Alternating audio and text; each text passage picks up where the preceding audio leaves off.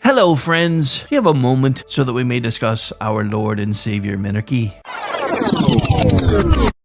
No, seriously, I'm just kidding. Hi, my name's Rick Robinson. I am the general manager of KLRNradio.com. We are probably the largest independent podcast network that you've never heard of. We have a little bit of everything, and by that, what I mean to tell you is we have news, pop culture, special events, conspiratainment, true crime, mental health shows, drama productions, and pretty much everything in between. So if you're looking for a new podcast home to grab a little bit of everything that you love all in one place, come check us out. You can find us on X under @KLRNradio. You can find us on our Rumble and our YouTube channels under the same names. You can also find us at KLRNradio.com and pretty much every podcast catcher known to man. So again, feel free to come check us out anytime you like at KLRNradio.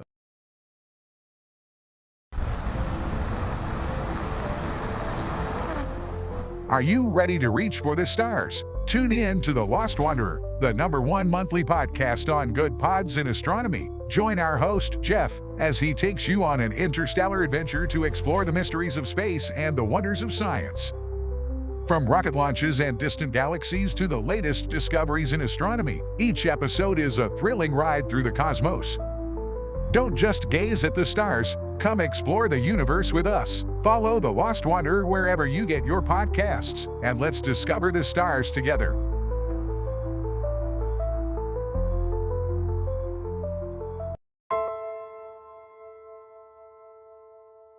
My dad was really, really special, and I loved my dad a lot. I'm proud of him, and that even though he isn't here with us, but he died as a true hero. I miss everything about him. In the moment that the officers and I had to come see the children, my biggest reaction was, I don't have 7 arms. I have 7 children who just lost their father, and I don't have 7 arms to wrap around them. I'm Frank Silla, chairman of the Stephen Silla Tunnel to Towers Foundation. Our foundation is committed to delivering mortgage-free homes for Gold Star families and fallen first responder families. To not have to worry financially is a huge peace of mind. The thought of, what in the world will I possibly do to pay the bills? How will I possibly let the children have a life that feels normal? I don't want them to have to quit their piano lessons or their basketball. I don't want them to feel that we have to move into a little apartment and struggle financially in addition to the emotional weight. There are over 1,000 families that need our help. Tunnel to Towers is honoring those heroes that risked their lives by providing them with mortgage-free homes. Those who serve us and then lay down their lives protecting our freedoms and our safety, the least we can do is $11 a month to give them that peace of always knowing there's a home, there's that sanctuary when life feels like it's been tipped upside down, because it has, when you lose a parent in the line of duty, to know you can go home, you can be safe, there's no risk of losing your home.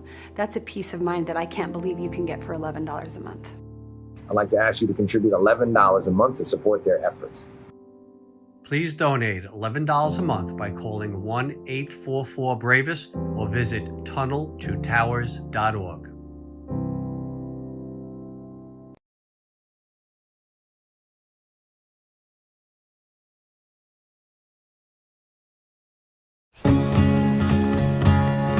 Independence.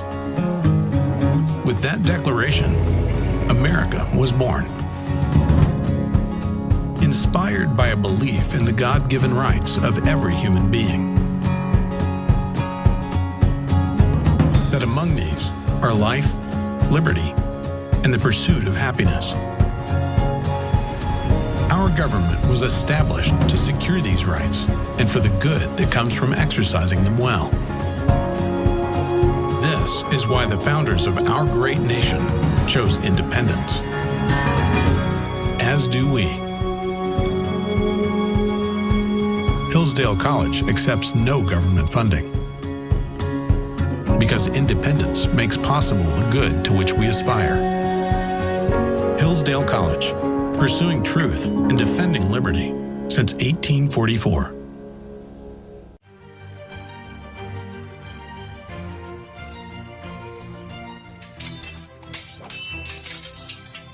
Ready to learn some medieval combat, kiddo? You bet, Dad. Let's do this. You know, spending quality time with your kids is important, but finding a fun and safe way to do it can really be a challenge. That's where halberds come in.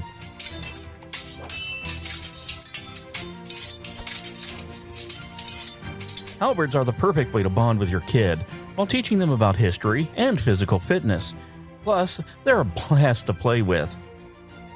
So next time you're looking for some family fun activity, grab a halberd and get ready to make some memories. Come on, Dad. Round 2. Halberds, bringing families together one medieval battle at a time. This commercial brought to you by the KLRNradio.com Ad Council.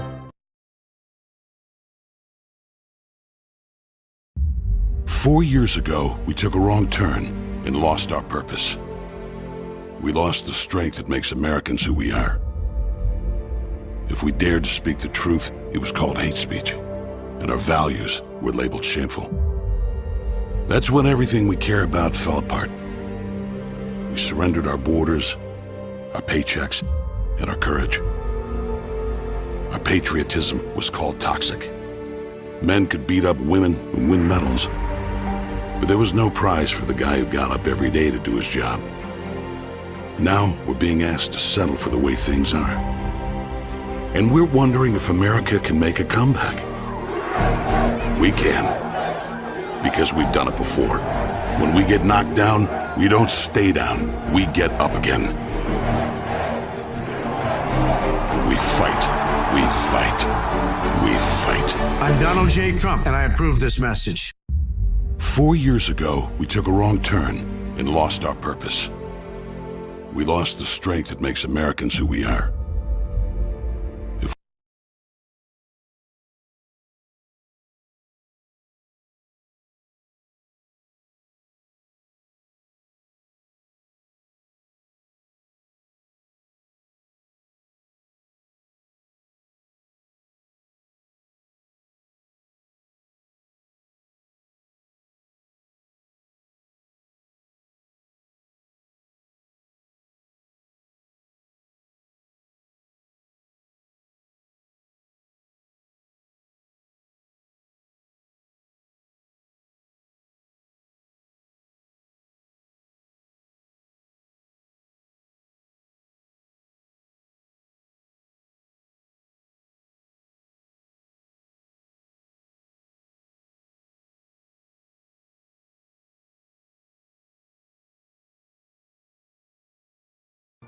Oh Lord, can you feel it coming in the air tonight? Oh Lord, oh Lord.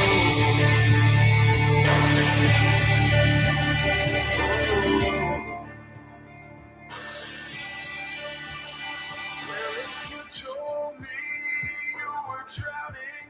Welcome into the Tuesday edition, which is normally my Monday, but for once my Monday was a Monday. But it's Tuesday. It's election day in America, and I did my part. I hope you did too. And give me just a second while I get the camera turned on here. Anyway, so we're here. We're live. And at some point along the way, I guess I lost my I voted sticker. I'm a little sad about that. But anyway, so unfortunately, I was not able to vote in person or early like I wanted to, because weather issues and everything else had me scrambling because we figured out we were probably going to get some bad weather. So I was battening down the hatches, making sure everything was okay. But I went to vote today. The interesting thing about where I live outside of a town called Purcell, which is technically a city by population, but there's a township just to the north of me called Washington. The last I checked had about 600 people. And I vote in a little church not too far from there. And normally I can go in and be out in 5 minutes. I waited online for 30 minutes today, and I got there 10 minutes before the doors opened. I was number 34 in line, and it took me almost 30 minutes to get there. So in a tiny little area, that means there were more than basically one person a minute voting while I was waiting in line. I've also seen reports and heard reports from folks that do local radio around here that everywhere they've seen had early polling places with lines around the buildings. I'm telling you right now, if the turnout is anything like what we expect it to be, the only places I'm concerned about are Oklahoma City and Tulsa in this area because they are starting to slowly turn blue. And this is one of the reasons why I keep telling everybody who lives in Oklahoma, you can't just keep assuming you live in a safe red state anymore. You can't just keep assuming that you live in a safe red state anymore. Georgia made that mistake. Look at what happened 8 years ago and then 4 years ago. Or I'm sorry, 4 years ago and then 2 years ago. Texas, parts of Texas are starting to turn deep, deep blue. Parts of Oklahoma are starting to turn blue. If you guys will remember, in 18, CD5 went Democrat for the first time in almost 100 years. In 20, we righted the ship again because she sucked, but we still lost the main election. Ladies and gentlemen, I'm here to tell you today that today is the day that we find out if America is salvageable or not.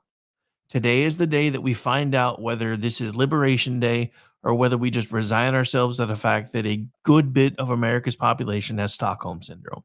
And for somebody who makes his money in right-leaning media, I'm more than a little bit terrified. Because if we lose today, freedom of speech goes away. They've told you this. They've telegraphed it over and over and over again. And that's one of the reasons why I have to believe in my heart that we are going to win today. We have to. Because otherwise, places like the Blaze are going to shut down. Places like Town Hall are eventually going to be squeezed out of existence. Places like KLR and radio are going to be gone. Places like SHR Media, which I also happen to be broadcasting on right now, are going to go away. This is why we cannot continue to think that we live in safe red states or that if we live in deep blue states, our votes don't matter anymore. Because here's a little secret, folks, and I didn't even know this until I started writing one of my first election coverage pieces for Twitchy yesterday. I knew there was a suicide pact with the Western states. I had no idea that 15 states, along with the District of Columbia, had signed on to this particular pact, making up for 190 electoral college votes, where basically if they can pick off enough states on the fringes to get to 270, they've automatically signed an agreement that they're going to throw all their 190 votes to whoever wins the popular vote. This is why we can't keep playing the game that we've been playing. I understand that by the rules and the rules that we understand them, winning the electoral college is enough. In this instance, it's not. So if you haven't voted yet and you can, please vote. I'm not telling you who to vote for, but if you listen to shows like this, then you probably already know who I'm pushing for, considering the hat from our store that I'm wearing. Because look, I'm not looking for somebody to be my new husband or even my new wife for that matter. I'm not looking for somebody to be my parent. I already have those. I'm not looking for somebody to be my best friend. I'm looking for somebody who is going to be in the room the rooms that I can't be in, taking care of the situations that I can't take care of. And Kamilama Hamasnet can't be the one to do that. She's already proven that. You know, one of the most striking things to me yesterday was starting to see the reports of all of her little, whirlwind last minute stops where she's making people wait online for hours and then talking to them for 7, 8, 9, 10 minutes. And apparently, according to some reports, by the end of the night, she just seemed totally deflected and deflated. And I had no idea this was happening because everybody in the media has been propping up Saturday and Sunday as their closing arguments. So I had no idea they were still making campaign stops yesterday. Much less did I know that Donald Trump was still making campaign stops yesterday. I'm sitting here trying to wind down after doing a special over on the SHR Media Crew side, and I'm turning on the news. The next thing I know, they're talking about Donald Trump in Michigan at 12:15 at night. 12:15 in the morning Eastern time, Donald Trump is walking on stage, and for 5 minutes, all you can hear is the crowd cheering to the point where the guy that's trying to cover it's going to be like, well, he's going to do what he always does since they're cheering. He's just going to walk around for a little bit, pump his hands, keep them pumped up. So as soon as he starts talking, we're going to come back. They can come back for almost 10 minutes. And then I finally turned it off and went to sleep about 45 minutes later because he was still talking. This man is a machine. People ask me how I do all the things that I do. I only hope that I'm still able to do the things that I'm doing now by the time I'm his age, because there were times I was starting to worry. Because I can't imagine being nearly 80 years old and just going nonstop.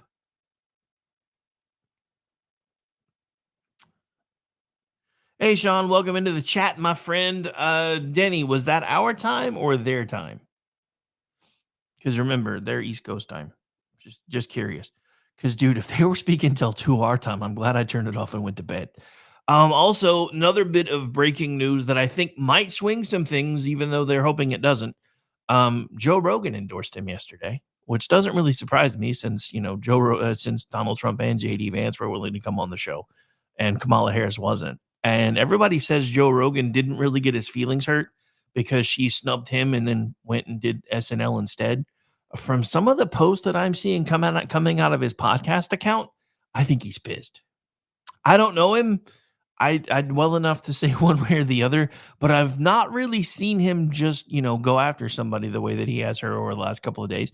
And I think he's pissed because I think he was offering her an opportunity to try to reach an audience that she wouldn't have been able to reach otherwise. And then one of the things that I did like last night is as they cut away to Trump and waiting to come back to him, they talked to one of Barron Trump's best friends, who also happens to be a Gen Z influencer and podcaster, and him and Barron do a show together. So they were talking about how it seems that all of a sudden a lot of the Gen Z vote is breaking for Trump, and he's like, "Well, why wouldn't they?" That's one of the reasons why Barron's dad brought us on board in the first place, was because we knew how to reach the kids that were within our own age and our own age brackets, and we've done it successfully. We've put him on shows that they wouldn't have thought about going on, that have put them in front of people that don't see him through the media negative coverage and everything else. They see only what they find through these podcasts, and these podcasts are painting him as an everyday, not necessarily average person, but a hell of a lot more normal than the media paints him. And this is why I'm not calling it, because every time I've called it, I've gotten it wrong. But I will say I am cautiously optimistic. I'm cautiously optimistic because in Oklahoma, voter turnout seems like it's way up. As a matter of fact, we just set a record for registrations. We have 2.5 million registered voters in Oklahoma. Last I checked, our population is just a little under 5 million. So that means we're batting almost 50% registered voters. I don't remember the last time that's happened. 52% Republican. I believe the breakdown is 52% Republican, 28% independent, no, yeah, it's like 30 Democrat, 28% independent, and then like 0.9% libertarian. I happen to be part of that 0.9% because, not that I espouse pretty much anything to do with the Libertarian Party anymore, but I feel like it makes it easier for me to punch everybody in the face when they piss me off, since I don't belong to either one of the major parties. So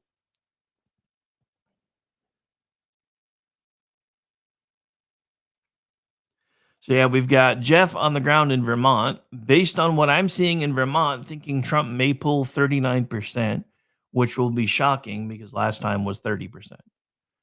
Dude, and the funny thing is, so I was listening to Glenn Beck today as I'm taking my granddaughter to school and grabbing something quick for breakfast because I knew this was going to be one of those days where if I didn't eat, I probably wasn't going to. And I'm listening to an interview that he was doing with somebody from Texas who's like, I didn't have to vote because I live in Texas, but I was sending a message to people that you should vote. And she said, I could even, coming out and having this conversation with you, I could technically harm my brand because half my brand is that I'm supposedly politically homeless. Ladies and gentlemen, I'm telling you this right now. Most of us are politically homeless. The majority of the actual people that we've ever considered Republicans have gone over to the other side. We may be voting conservative. We may be voting for somebody with an R behind their name, but they're not the party that they used to be.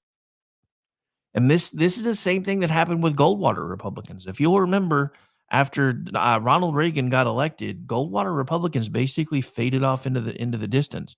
And and there are mistakes that Reagan made. Sean touched on some of them last night. Some of his mental health positions weren't very good for the country. His agreement to go along with Democrats to grant amnesty so they would fix the border didn't go well for us. But this is another reason why every time you hear the left start screaming out, why won't you guys reach across the aisle? Because every time we do, you scorpion and frog us. Because we have been the ones that have reached across the aisle. You've been the ones that say, you do this and we'll do this. And then we do our part and you never do your part. This is why we don't want to work with you very much anymore. This is why we don't believe you anymore. What I don't understand is why so many people in America still seem to believe them, because it doesn't make any sense to me, because they have lied over and over and over again. What gives me hope, though, is the numbers that I'm seeing coming out from places and groups that have always voted Democrat that are like, no, I'm done. We're not getting all of them. Some of them are voting third party. But at this point, even peeling that away is hopeful. Now you've got people that, you've got Democrats who are Muslim in Michigan that have come out in support of Donald Trump because they want peace. This is how important this is. We have been lied to about this man for 9 years, me being one of them. I would like to point out that I'm currently wearing a Weirdos for Trump hat, which is available in our store. I know it's election day and probably nobody's going to buy it anymore. Few people have, though, so that's awesome. But I say this to you as somebody who didn't want him to win in 2016, who helped to get the Libertarian Party on the ballot in Oklahoma in 2016, just to be told by the Libertarian Party that they didn't really want disaffected Republicans. And then once he got elected, I couldn't really vote for the guy that was currently flying the plane to crash it into a mountain anymore. So even though I was never Trump until the day he was sworn in, I was like, well, never doesn't really work anymore, because if I'm still cheering for him to lose, everybody loses. So I started paying attention, and I watched him do so many things that he said he was going to do, so many things that the media never gave him credit for. He was bringing jobs back into the country in ways that we hadn't seen before. Did he get a 100% return rate on it? Well, of course not. Were there companies that fainted that they were going to do it just to make other decisions after the fact? Yes, but he still set the groundwork for things to happen, like wages being raised willingly by companies for the first time that I can remember in my lifetime. And I know this because at the time I worked here. I started there in 2013. I got one raise until 2017, and then I got three.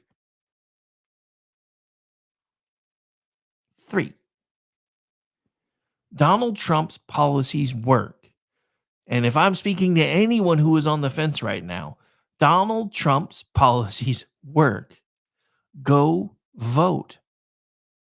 And I promise things are not going to be perfect. They're never going to be perfect, but they will be a hell of a lot better than what they've been for the last 4 years. Because I'm going to be honest, if she wins, I'm going to have to go back to work. There is no way for this to become sustainable with as much as I'm going to be clamped down on. I will have to basically go back to doing this in my spare time, find a job somewhere, and never going to give up on my dream, but it won't be anything like what I hoped it was going to be, because they are going to stifle people like me. They're going to stifle people like you. They already try it. Even on X, they try. Still, Elon Musk, the bastion of free speech, has wiffle ball bat Linda in charge of all the switches, knobs, and dials. Our only hope for now is that we win the day, so that when the election is over, she goes ahead and throttles down all the switches, knobs, and dials, and then hopefully center right and right of center media can start being what it should have been the entire time, which is a clear voice to people to counter the BS that the media industrial complex has been telling us for the last 9 years. Folks, you just don't get it. We are at a fork in the road. If Donald Trump wins, mainstream media is on life support. And they know it, because there have been plenty of op-eds put out in plenty of places that have said if Donald Trump wins, that means nobody's paying attention to our messaging anymore, and we need to figure some things out. Bezos is trying to be ahead of the curve. Is it lip service? Most likely. But he's trying to come out as if he appears ahead of the curve. It's no different than what is his name? Facebook dude. Zuckernerd. You know, when all the stuff came out about the censoring and the editing and all the stuff in between, he's like, oh, we're going to do better. You know what? I'm still throttled on Facebook. Still throttled on Facebook.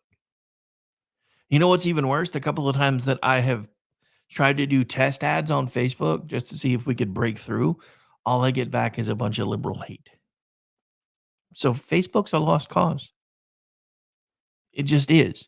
I know most of us anymore really use it just to keep up with friends and family that are all over the country, which it's still good for, but trying to use it for much of anything else is pointless. I've had a page on Facebook for about as long as I've had this account on X. I have 10,600 followers plus on X right now. We have 150 something on Facebook. And we post there all the time. Anytime we drop a show, things post. Anytime we go live, things post. But we're not being seen. For those of you that are enjoying the fact that right now, because a lot of you that are watching me right now make money from social media. If you like that, especially if you're in the same line of work that I'm in, you should have already voted accordingly, because I'm telling you right now, they have told you your free speech rights go away if they win. And how they're going to do that is they're going to take your Second Amendment rights away first, because that makes it impossible for you to defend any of the other ones. The two most important amendments that we have are, in my opinion, listed in the wrong order. The Second Amendment should technically be the First Amendment, because it's the one that protects the rest of them. But if we lose that one, everything else goes away. Now, I'm not being negative Nancy or anything else today, because I still have hopes and expectations that I think people are going to turn out and show out in a way that we haven't seen before, because they're tired of everybody's crap. And I think that's part of the reason why you saw Kamilama Hamasnik yesterday getting on her plane with her head hanging low, because she really thought she had a shot, because the media has done everything they could to prop her up and pump her up as the greatest presidential candidate since sliced bread. And she's not, because she sucks. And they know it. All right. Well, we blew through the monologue, and I haven't even really started getting into any material yet. We are going to have to take a break, though. So my name's Rick. This is my show. This is the Tuesday edition. Again, we do this thing every Tuesday through Friday, usually. But since it's election eve, we did a show, or since it's election day, we did an election eve show yesterday. Don't forget, also come back tonight for election coverage starting at 7 p.m. Eastern. That is a partnership between KLRN Radio, Digital Beacon US News, and SHR Media, and several other outfits that will be making appearances throughout the night, so we can give you all the up-to-date information that you need to know where we're headed from here. So the question of the day is this Liberation Day, or does America have Stockholm Syndrome? You vote, and then we'll figure it out together. My name's Rick. I'll be right back.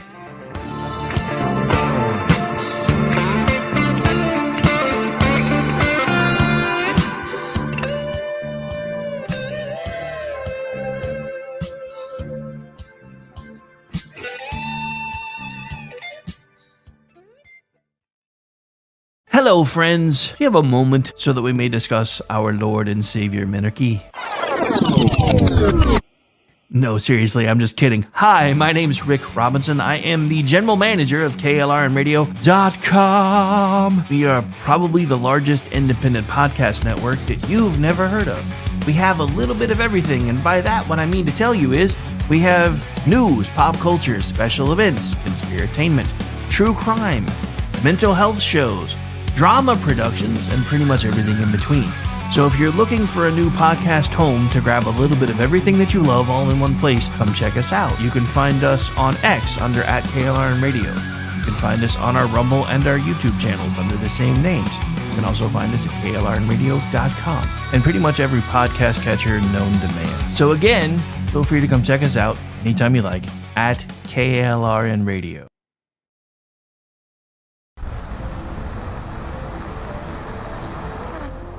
Are you ready to reach for the stars? Tune in to The Lost Wanderer, the #1 monthly podcast on good pods in astronomy. Join our host, Jeff, as he takes you on an interstellar adventure to explore the mysteries of space and the wonders of science. From rocket launches and distant galaxies to the latest discoveries in astronomy, each episode is a thrilling ride through the cosmos. Don't just gaze at the stars, come explore the universe with us. Follow The Lost Wanderer wherever you get your podcasts, and let's discover the stars together.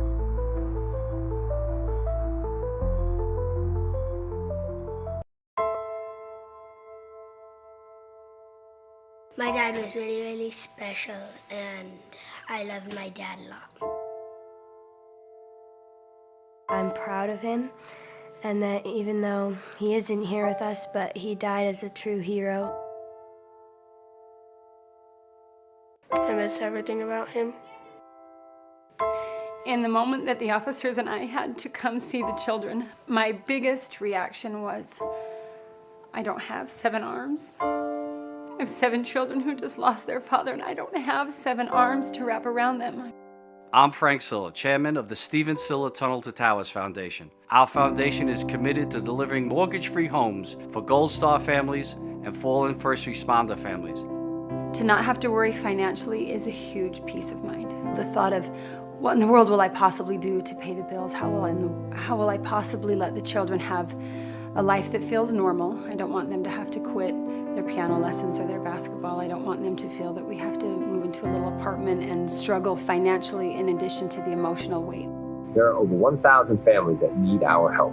Tunnel to Towers is honoring those heroes that risk their lives by providing them with mortgage-free homes.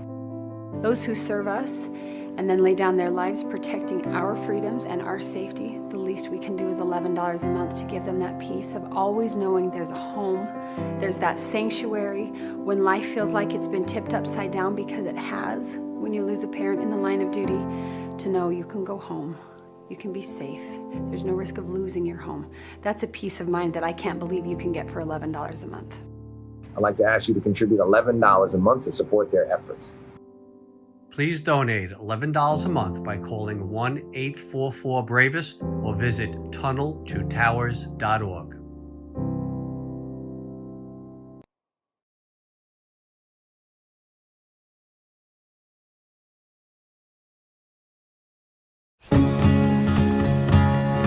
Independence. With that declaration, America was born. Inspired by a belief in the God-given rights of every human being. That among these are life, liberty, and the pursuit of happiness. Our government was established to secure these rights and for the good that comes from exercising them well. This is why the founders of our great nation chose independence. As do we. Hillsdale College accepts no government funding because independence makes possible the good to which we aspire. Hillsdale College, pursuing truth and defending liberty since 1844.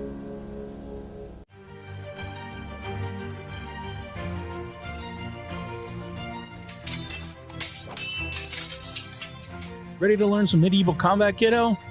You bet, Dad. Let's do this.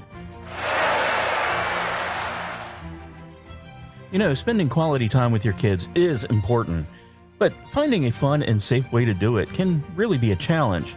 That's where halberds come in.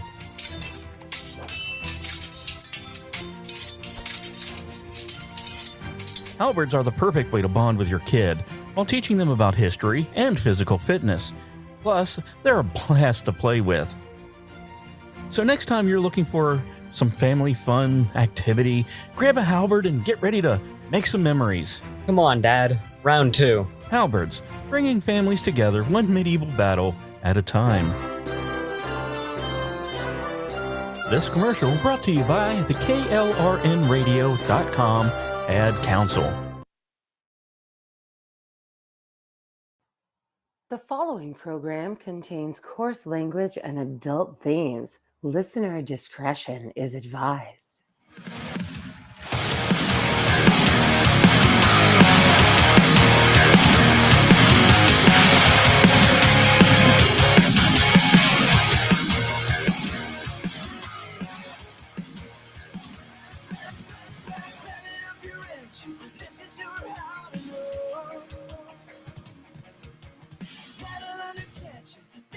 And welcome back into hour one of the Rick Robinson Show. Again, we do this thing usually every Tuesday through Friday between the hours of noon to 3 Eastern, and we'll be back tonight kicking off election night coverage live on KLRN Radio and Digital Beacon US feeds.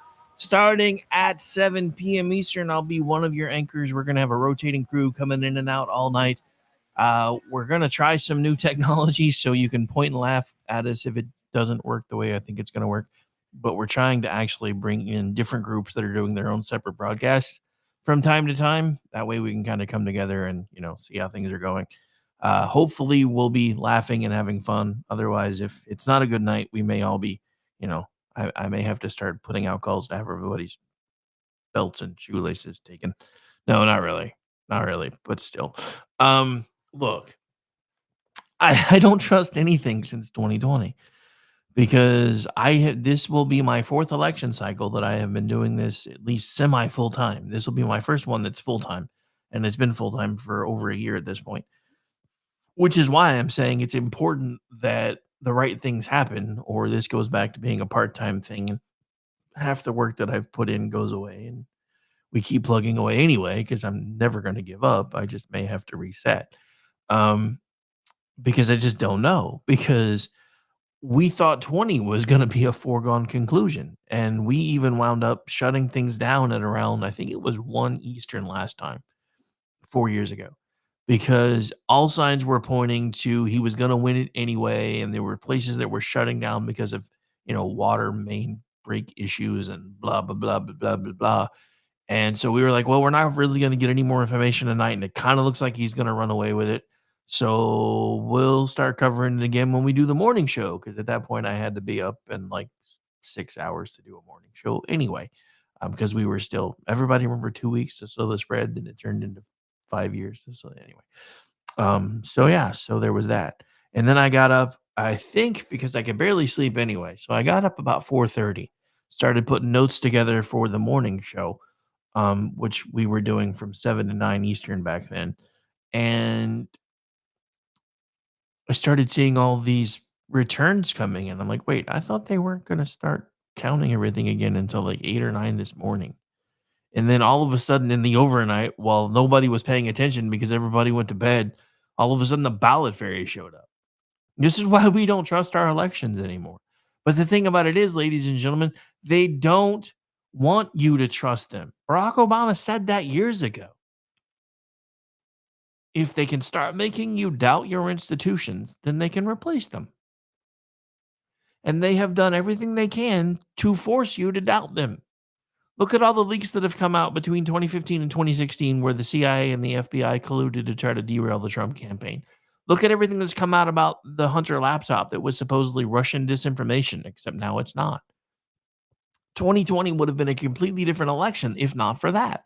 The reason why I have more hope than I had in 2020 is because as much as I still think there are too many fingers on scales on the X platform, there are a lot few fingers on a lot less scales than there were in 2020. Right now, I have over 100 people that are live on my stream. Is that great? It's not. I mean, it's not stellar. It's not like I'm pulling in like, Ben Shapiro numbers or anything. But I guarantee you that in 2020, when everything was being throttled, we were getting 5 or 10 on the platforms that we were using back then because we were being put under what I call the thermal layer.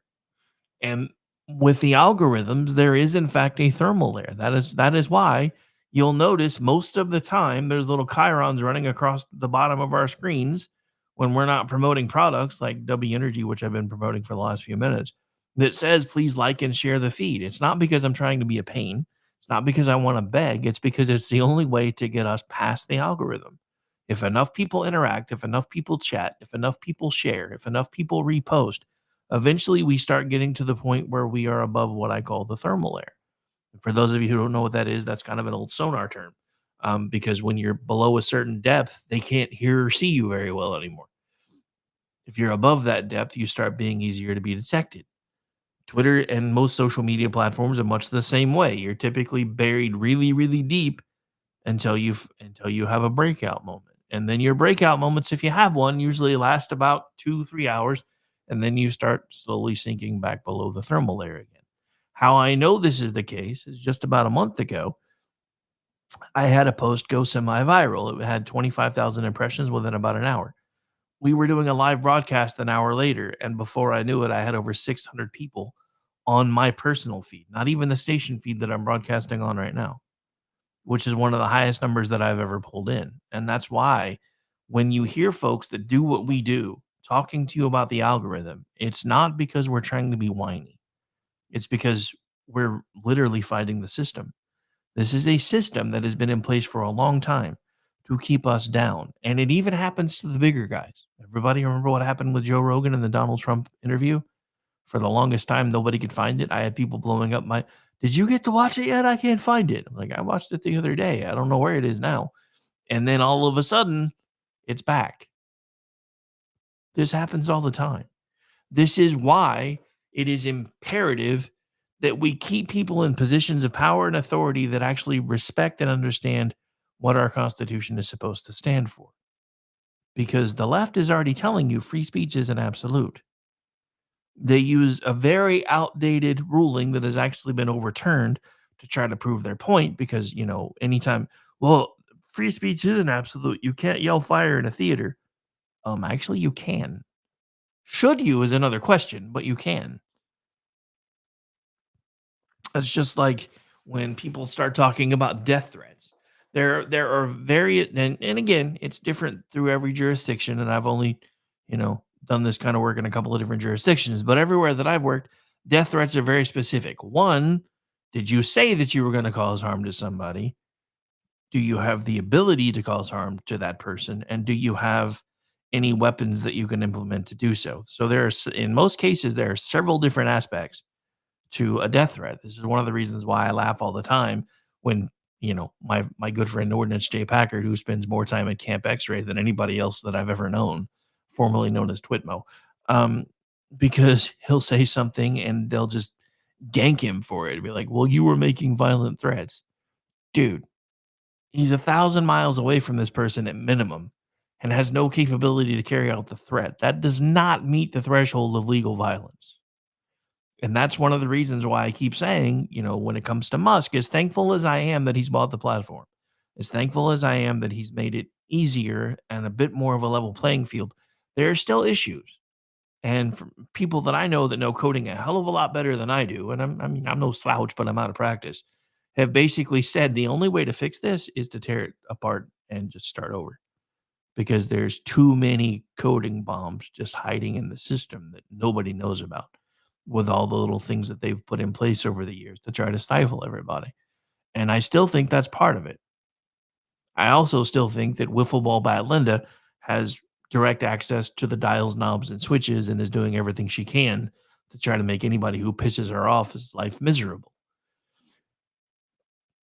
I mean, you know what they say, absolute power corrupts absolutely. This is what we've been fighting against this entire time. And what Donald Trump brought to the forefront that nobody has really talked about until him wasn't that, the Congress critters and the senators and the executive branch, as far as the president, were really the big deal, because they're not.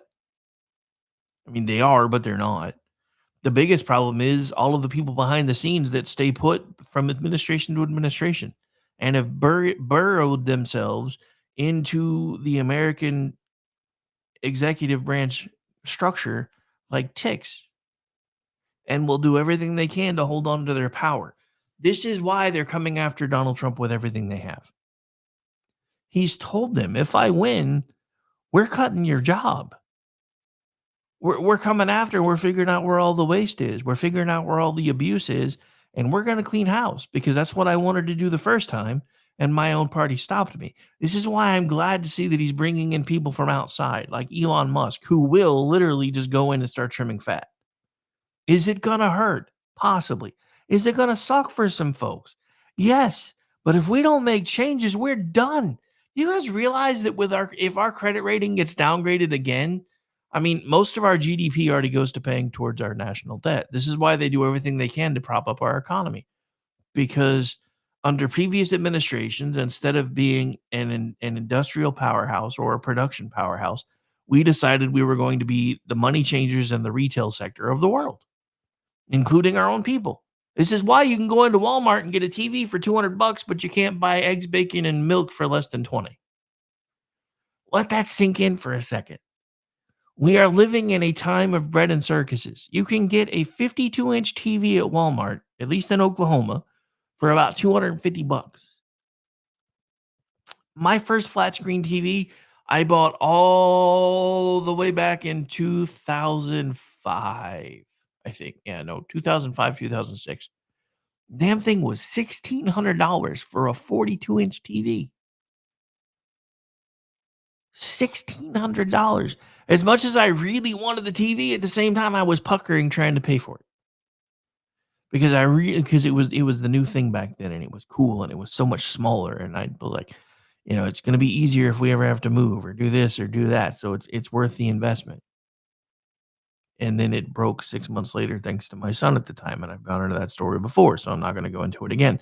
But I point all of this out because they have done everything they can to make technology more affordable for you while making everything else unobtainable for you. It's now almost impossible to rent a house unless you get together with 4 or 5 people and figure out who's going to rotate on and off of a couch. It's almost impossible to buy a house right now unless you've got more money than God in the bank, especially depending on where you live. They're doing it on purpose, and they've been doing it on purpose for a long time.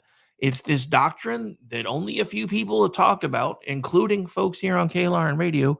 You will own nothing and you will be happy because they want to control everything for you. It starts by dumbing down the education system as much as possible. They've done that, but it still wasn't enough. So now they have done everything they can to bring emotion into everybody's day-to-day lives. They have taken opinion and upjumped it to the point where now it's not an opinion, it's your truth. They have taken something as concrete as gender and turned it sideways because they need us fighting amongst ourselves. This has been their playbook for as long as they've had a playbook. And we, as a country, keep falling for it over and over and over again. Republican, Democrat, Independent, Libertarian alike. We all typically fall for it. And it's been going on for a long time. If you've been watching and listening to this show for a while, then you know all about the 16th Amendment, how it came about, whose idea it was, who put it on the table because they thought the populace wouldn't be dumb enough to go for it, and then the populace went for it. That was a group effort. Everybody talks about the first time the Democrats ever really turned on the Republicans was during Reagan, and it wasn't. The Republicans really thought, because the Democrats, ever since the Civil War, just kept coming back every 2 years. We really need that progressive income tax back. We really need that progressive income tax back. We really need that progressive income tax back. Every 2 years up until, 1930 something, Republicans said no. Just no. And then they're like, you know what? We're tired of your shit. So this is what we're going to do. We're going to put it to a vote of the people. And then the Democrats crafted the bill in such a way to have and what eventually became an amendment in such a way that everybody bit, because they're like, oh, it's only 1% of our income and it's only the top 1% that are going to have to pay it. Nobody likes those bastards anyway. And we became one step closer from being a republic to a communist dictatorship. 17th Amendment did much the same thing. Thanks to the progressive income tax and the inability of the states to now appoint their own representatives to the Senate, we are now much more a democracy akin to steering towards socialism than we have ever been, and moreover, ever than our founding fathers wanted us to be. If our founding fathers could see what we have done to this country today, they would bitch slap every single one of us and slap the taste straight out of our mouth. Because they gave us a grand experiment and we have over time fucked it up over and over and over again. And I am hopeful that today is the beginning of us finally being able to take it back. And again, is it going to take more than 4 years? Hell yes. but it's a start. We can get things going in the right direction again. I mean, I've told you guys my wish list as far as if I had my druthers, this would be exactly what would happen. Trump wins tonight. Vance steps aside in 4 years, becomes DeSantis' vice president. DeSantis wins 2 terms. Then Vance runs for his own term as president. This gives us the ability to potentially have up to 20 years with Republicans who understand our government and the need to fix it in charge. But we can't get there without the first domino. And is it going to happen that way? Probably not. But the next 4 years are key because we have to go in and start cleaning out the rot. The simple fact of the matter is our government a long time ago figured out that they could buy votes by telling people what they wanted to hear. That needs to end.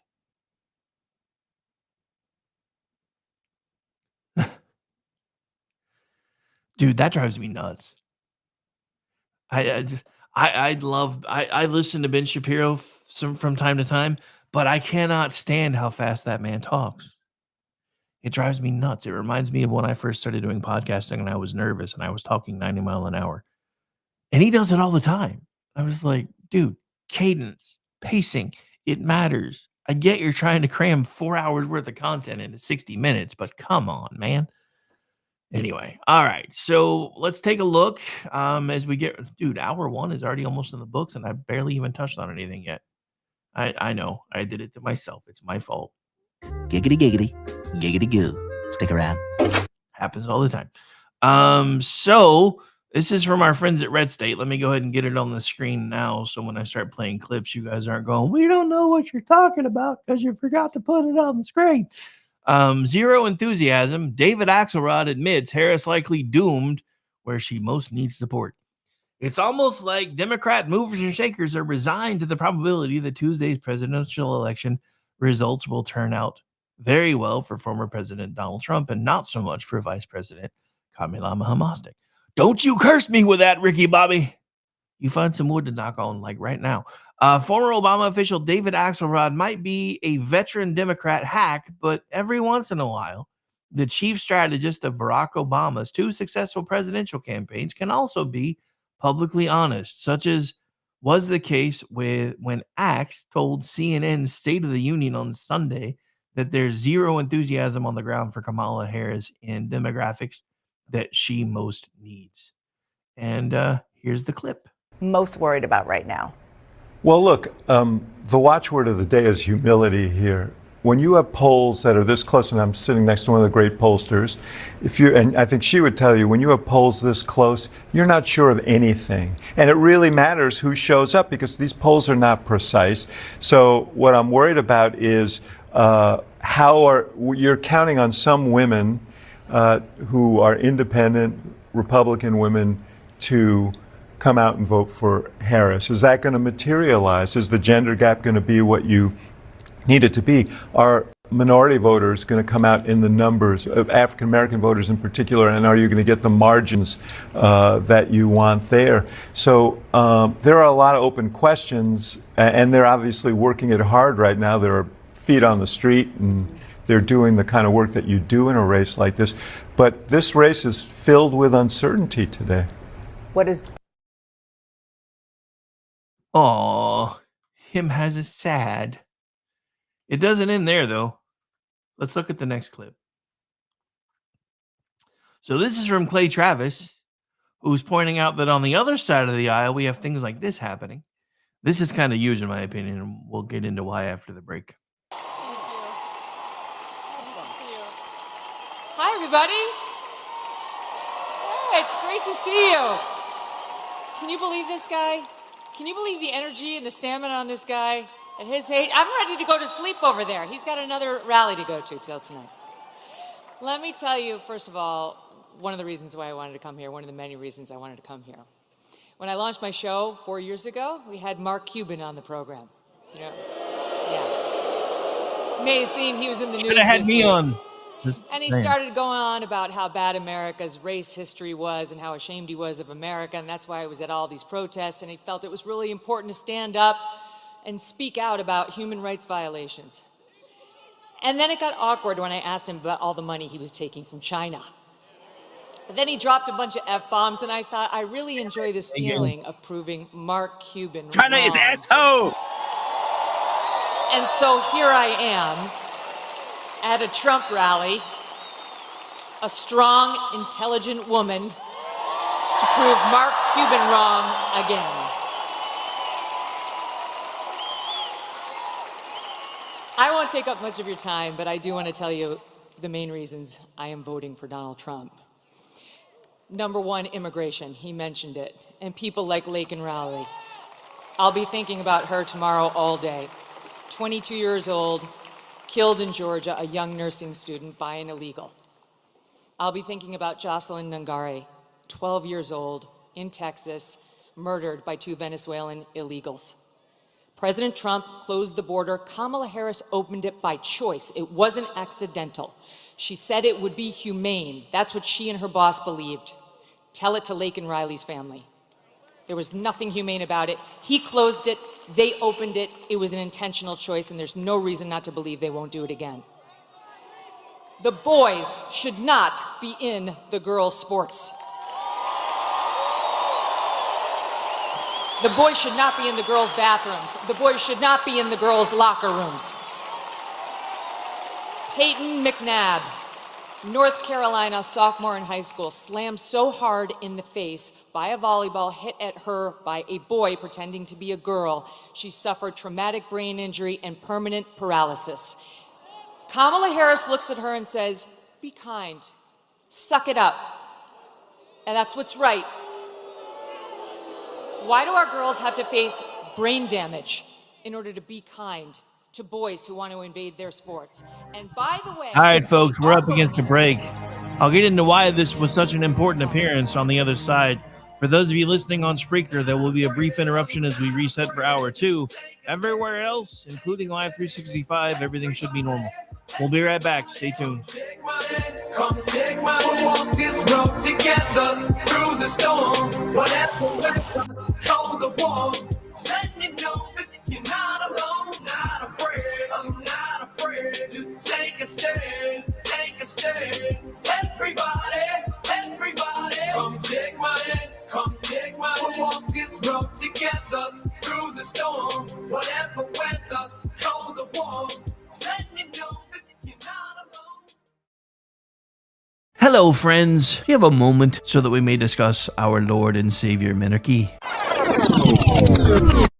No, seriously, I'm just kidding. Hi, my name's Rick Robinson. I am the general manager of KLRNradio.com. We are probably the largest independent podcast network that you've never heard of. We have a little bit of everything, and by that, what I mean to tell you is we have news, pop culture, special events, conspiratainment, true crime, mental health shows, drama productions, and pretty much everything in between. So if you're looking for a new podcast home to grab a little bit of everything that you love all in one place, come check us out. You can find us on X under @KLRNradio. You can find us on our Rumble and our YouTube channels under the same names. You can also find us at KLRNradio.com and pretty much every podcast catcher known to man. So again, feel free to come check us out anytime you like at KLRNradio.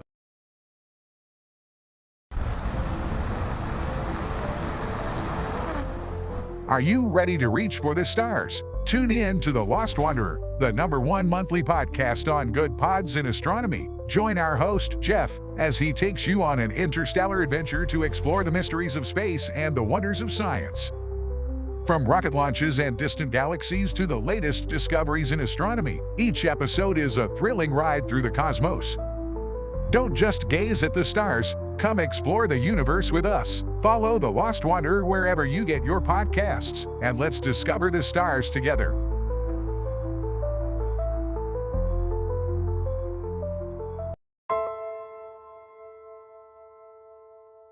My dad was really, really special, and I loved my dad a lot. I'm proud of him, and that even though he isn't here with us, but he died as a true hero. I miss everything about him. In the moment that the officers and I had to come see the children, my biggest reaction was, I don't have 7 arms. I have 7 children who just lost their father, and I don't have 7 arms to wrap around them. I'm Frank Silla, chairman of the Stephen Silla Tunnel to Towers Foundation. Our foundation is committed to delivering mortgage-free homes for Gold Star families and fallen first responder families. To not have to worry financially is a huge peace of mind. The thought of, what in the world will I possibly do to pay the bills? How will I possibly let the children have a life that feels normal? I don't want them to have to quit their piano lessons or their basketball. I don't want them to feel that we have to move into a little apartment and struggle financially in addition to the emotional weight. There are over 1,000 families that need our help. Tunnel to Towers is honoring those heroes that risk their lives by providing them with mortgage-free homes. Those who serve us and then lay down their lives protecting our freedoms and our safety, the least we can do is $11 a month to give them that peace of always knowing there's a home, there's that sanctuary when life feels like it's been tipped upside down, because it has, when you lose a parent in the line of duty, to know you can go home, you can be safe, there's no risk of losing your home. That's a peace of mind that I can't believe you can get for $11 a month.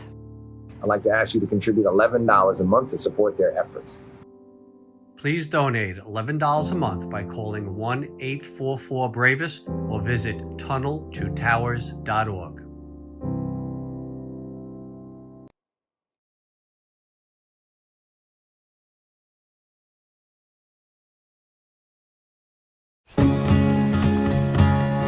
Independence.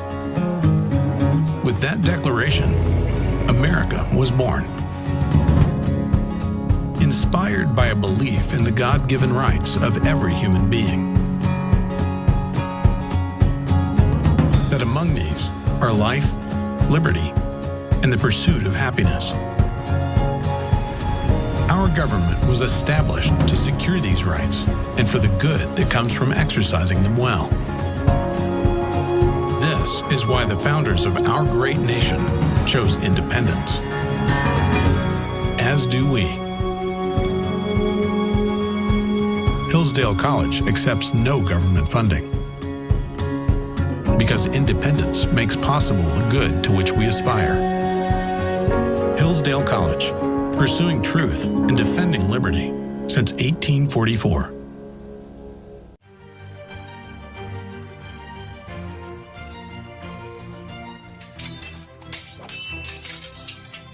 Ready to learn some medieval combat, kiddo? You bet, Dad. Let's do this. You know, spending quality time with your kids is important, but finding a fun and safe way to do it can really be a challenge. That's where halberds come in.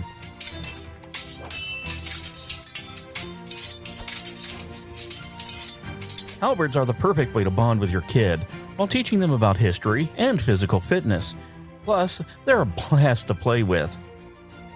So next time you're looking for some family fun activity, grab a halberd and get ready to make some memories. Come on, Dad. Round 2. Halberds, bringing families together one medieval battle at a time. This commercial brought to you by the KLRNradio.com Ad Council.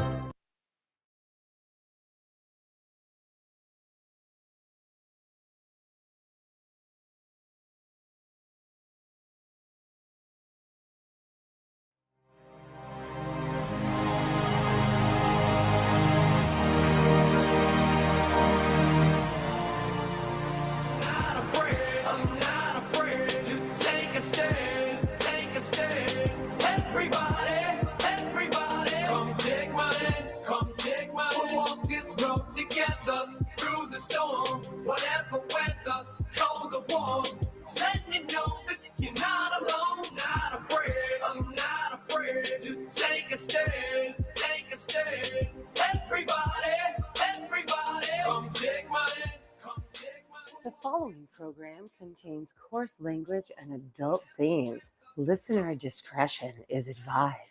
And welcome into hour 2 of the Tuesday edition of the Rick Robinson Show, live right here on KLRNradio.com. Sorry, I stepped away from my desk for a moment while we were on break and realized my microphone was not in quite the correct position. And anyway, I was about to try to make a joke, and it fell apart in my head. Never mind. All right, so we are back. We are live, and I hope everybody is having fun hanging out tonight or today listening to the show. Don't forget to come back tonight for election coverage. We're going to have folks like Brad Slager on with us. We're going to have our usual whiteboard guy, EJ, with us. We're going to have some special guests popping in and out throughout the night from a few other outlets. And we're just going to try to have some fun with it as we watch this thing happen. I have to say, as much as I'm unwilling to make a call, the one thing that I will say is I have noticed a drastic shift between the campaigns, because after the candidate swap, they came out as the party of joy, the party of patriotism, all of these things. And then when that really didn't seem to build them any momentum, they went back to the he's Hitler, his supporters are worse than Hitler, you can't let them win, blah, blah, blah, yada, yada, yada. Until yesterday, which was an interesting twist, because yesterday she did everything she could to keep Donald Trump's name out her mouth for like the entire day yesterday, which I think is why she was only giving like 9-10 minute talks, because she's the Chat GPT VP. So when she stopped being able to mention him, she really only had about 10 minutes worth of material. This is why she stayed away from Joe Rogan. She couldn't do long format if her life depended on it. And this is why she does not deserve to be the one in the rooms with people that you and I can't be in. Because that's exactly what happened with Biden. They were propping him up with note cards and cue cards and everything in between to make him look as normal as possible, because they knew something happened to him. I don't know when it happened, because he's never really been the sharpest tool in the shed. But if you go back and you look at the tapes from 2020, he was a hell of a lot more lucid in 2020 than he is today. So something happened, and it happened quickly. And one of the weirdest things for me, if I'm being completely honest, is you watched Barack Obama in 8 years as president go from looking like this young hip dude to exactly looking like the dude from the Bible series on Netflix that everybody was like, oh my God, they found an older version of Obama to play Satan. I don't know how they did it, but apparently they did it. And the funny thing is, Obama now looks like that dude, wrinkles and all. The weirdest thing is Donald Trump did the job for 4 years, has been campaigning for the job now for 10 years, and looks younger than he did when he started 10 years ago. The funny thing is, even Joe Rogan mentioned that, who, again, if you're just joining us, he actually endorsed him yesterday, along with Megyn Kelly. But the Megyn Kelly one, and I told you guys I was going to get to this after the break, actually surprises me, because they did not get along very well at all first 4 years. He put her kind of in the same category that he put Rosie O'Donnell. But the difference is, and this just proves that he is who he says he is, he will tell you, if you come out against me, it's my job to destroy you. When you decide we're going to get along again, then I'll be okay with you again. And I kind of understand that, because that's the way things are done. I mean, granted, I was now I have friends who were really good at sports. I was never one of those people. But I actually grew up with AJ Hinch. Some of you may recognize that name. And he was the kid that was good at everything.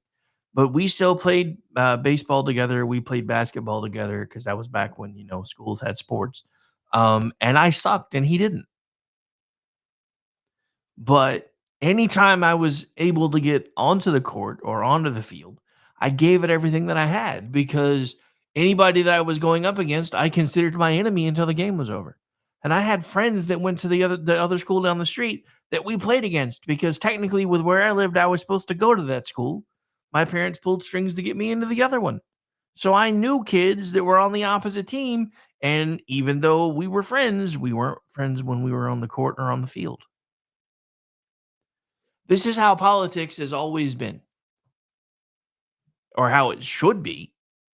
And even Reagan said as much, that, from 9 to 5, Tip O'Neill and I will go at each other. And then after 5 o'clock, if he wants to go have a beer with me, then I'll go have a beer with him.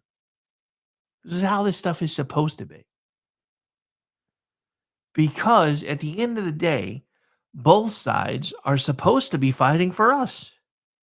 The people that send the Democrats to D.C. send them specifically to D.C. to do specific things in the way that they want them done. The people that send the Republicans to D.C. send the Republicans to D.C. in specific ways because they want them to be able to get the things done that they told them they were going to do when they were campaigning. Somewhere along the way, they stopped working for us, though. And it started around the time that they managed to convince Ronald Reagan, if you just give the group that's already here amnesty, we will fix the rest afterwards. This is why every time they bring that up, I am always a hard and fast no, and I will be forever and always a hard and fast no. And it's not because I'm uncaring and unkind. It's because we get screwed over every time we give ground first. I mean, it's happened all throughout history. 1913, 16th Amendment. We gave ground. We assumed people would be intelligent enough to realize what it was they were trying to do. I say we in the rhetorical sense because I wasn't alive, but the people in power at the time assumed that if, there's no way they're going to let the government into their wallets. The permanent suspension of our funds being tied to tangible assets such as gold was done by a Republican at the urging of the Democrats.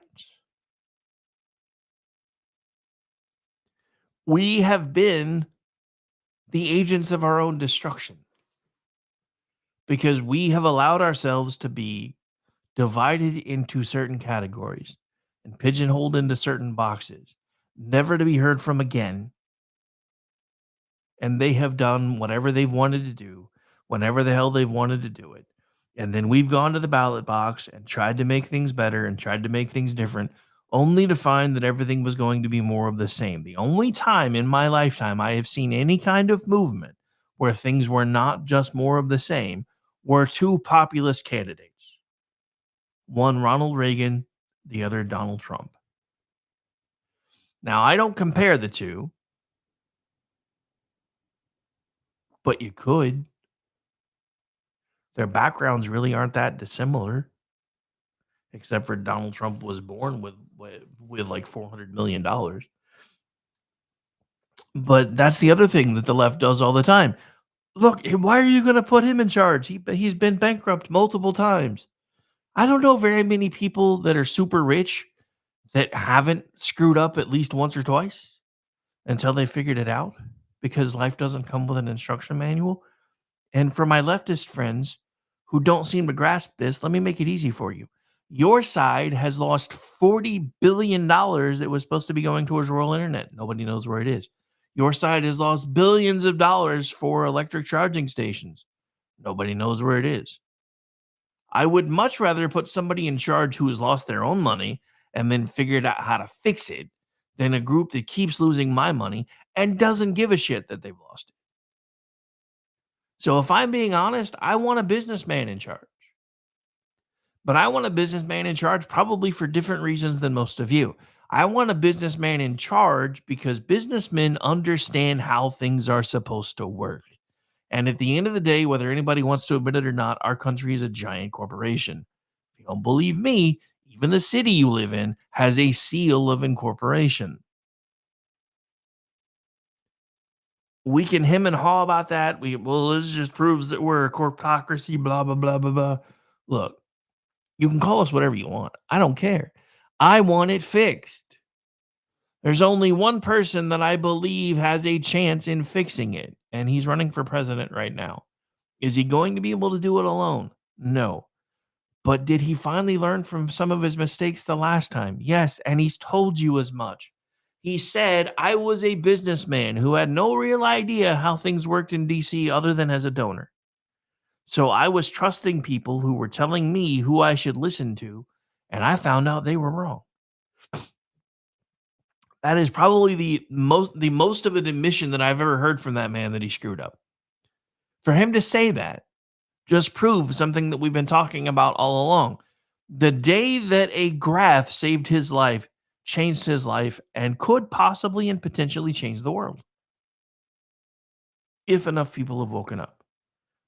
From everything that I'm seeing today, there's a good chance that they have. Is it going to be enough to outperform the Democratic machine? I don't know the answer to that question. Only you can help us decide the answer to that question. If you haven't voted yet, you need to vote. And I'm not telling you who to vote for. But I'm telling you what you're voting for, depending on who you pick. You're either voting for Stockholm Syndrome, the eventual collapse of the American society, the eventual disillusionment of free speech, the eventual disillusionment of our entire Bill of Rights, or you're voting to try to put America back on track again so that we can be the place that everybody needs to come to when shit goes sideways. Because here's the thing, folks, when we fall, where's anybody going to go? Because nobody wants to talk about how close we are to actually falling. Donald Trump is the only person who's been willing to say these words, and he is lambasted every time that he does. But these by the same people, well, he can't say that America's not great. Dude, you just told me for the last 20 years that America was racist. And now you're mad that somebody's like, yeah, no, things aren't the way they should be, and we should fix them. He can't say that. America's awesome. Really? Because I'm confused. Because according to you, our founding fathers were a bunch of slaveholding racists. The Electoral College was racist. Everything about the founding of the country was racist. We're a bunch of colonizers, which I mean, technically we were. But that's why we have the immigration laws that we have, because now we're the indigenous people. We're trying to make sure that we don't get wiped out. And yet, under this current administration, they've let in more people that want to kill us than any previous administration in history. Kind of makes you wonder why, don't it? I know it makes me wonder why. All right. Maybe I'm the only one, though. I don't know. But yeah, so the whole Megyn Kelly thing, they did not get along. Not at all. Remember, he was the one that, talked about, bad things. I'm not even going to say it. But to see her understanding exactly where we are and be like, look, he's the best option we have. And that's the truth. Look, whether you like the guy or you hate him or you're somewhere in between, he's still the best option that we have. Now, the reason that I am still, like I said, somewhat cautiously optimistic is, you know me, I eat, sleep, and breathe this stuff. So I'm seeing things that are partly because I have to keep up for my other job. But so this is from our friends at PJ Media. This is from Catherine Salgado. Arizona election preview: voters prioritize border and economy. In the border state of Arizona, voters of all political backgrounds are thinking about illegal migration and inflation as they head to the polls, and they could well determine which party controls the presidency as well as the Senate. Do Arizonans want communism and unchecked illegal migration, or common sense and secure borders? Arizona is one of the key swing states for presidential candidate Donald John Trump, the Republican, and Kamala Hamasnik, the Democrat. This election year, meanwhile, the face-off between Republican Kari Lake and Democrat Ruben Gallego is a high-profile 2024 Senate race. The Grand Canyon state is bringing the heat to the 2024 election, and polls have shown a pro-GOP shift in the last week that brings Arizona more in play for Trump, Lake, and other candidates. That's also promising for defeating a radical Arizona pro-abortion proposal.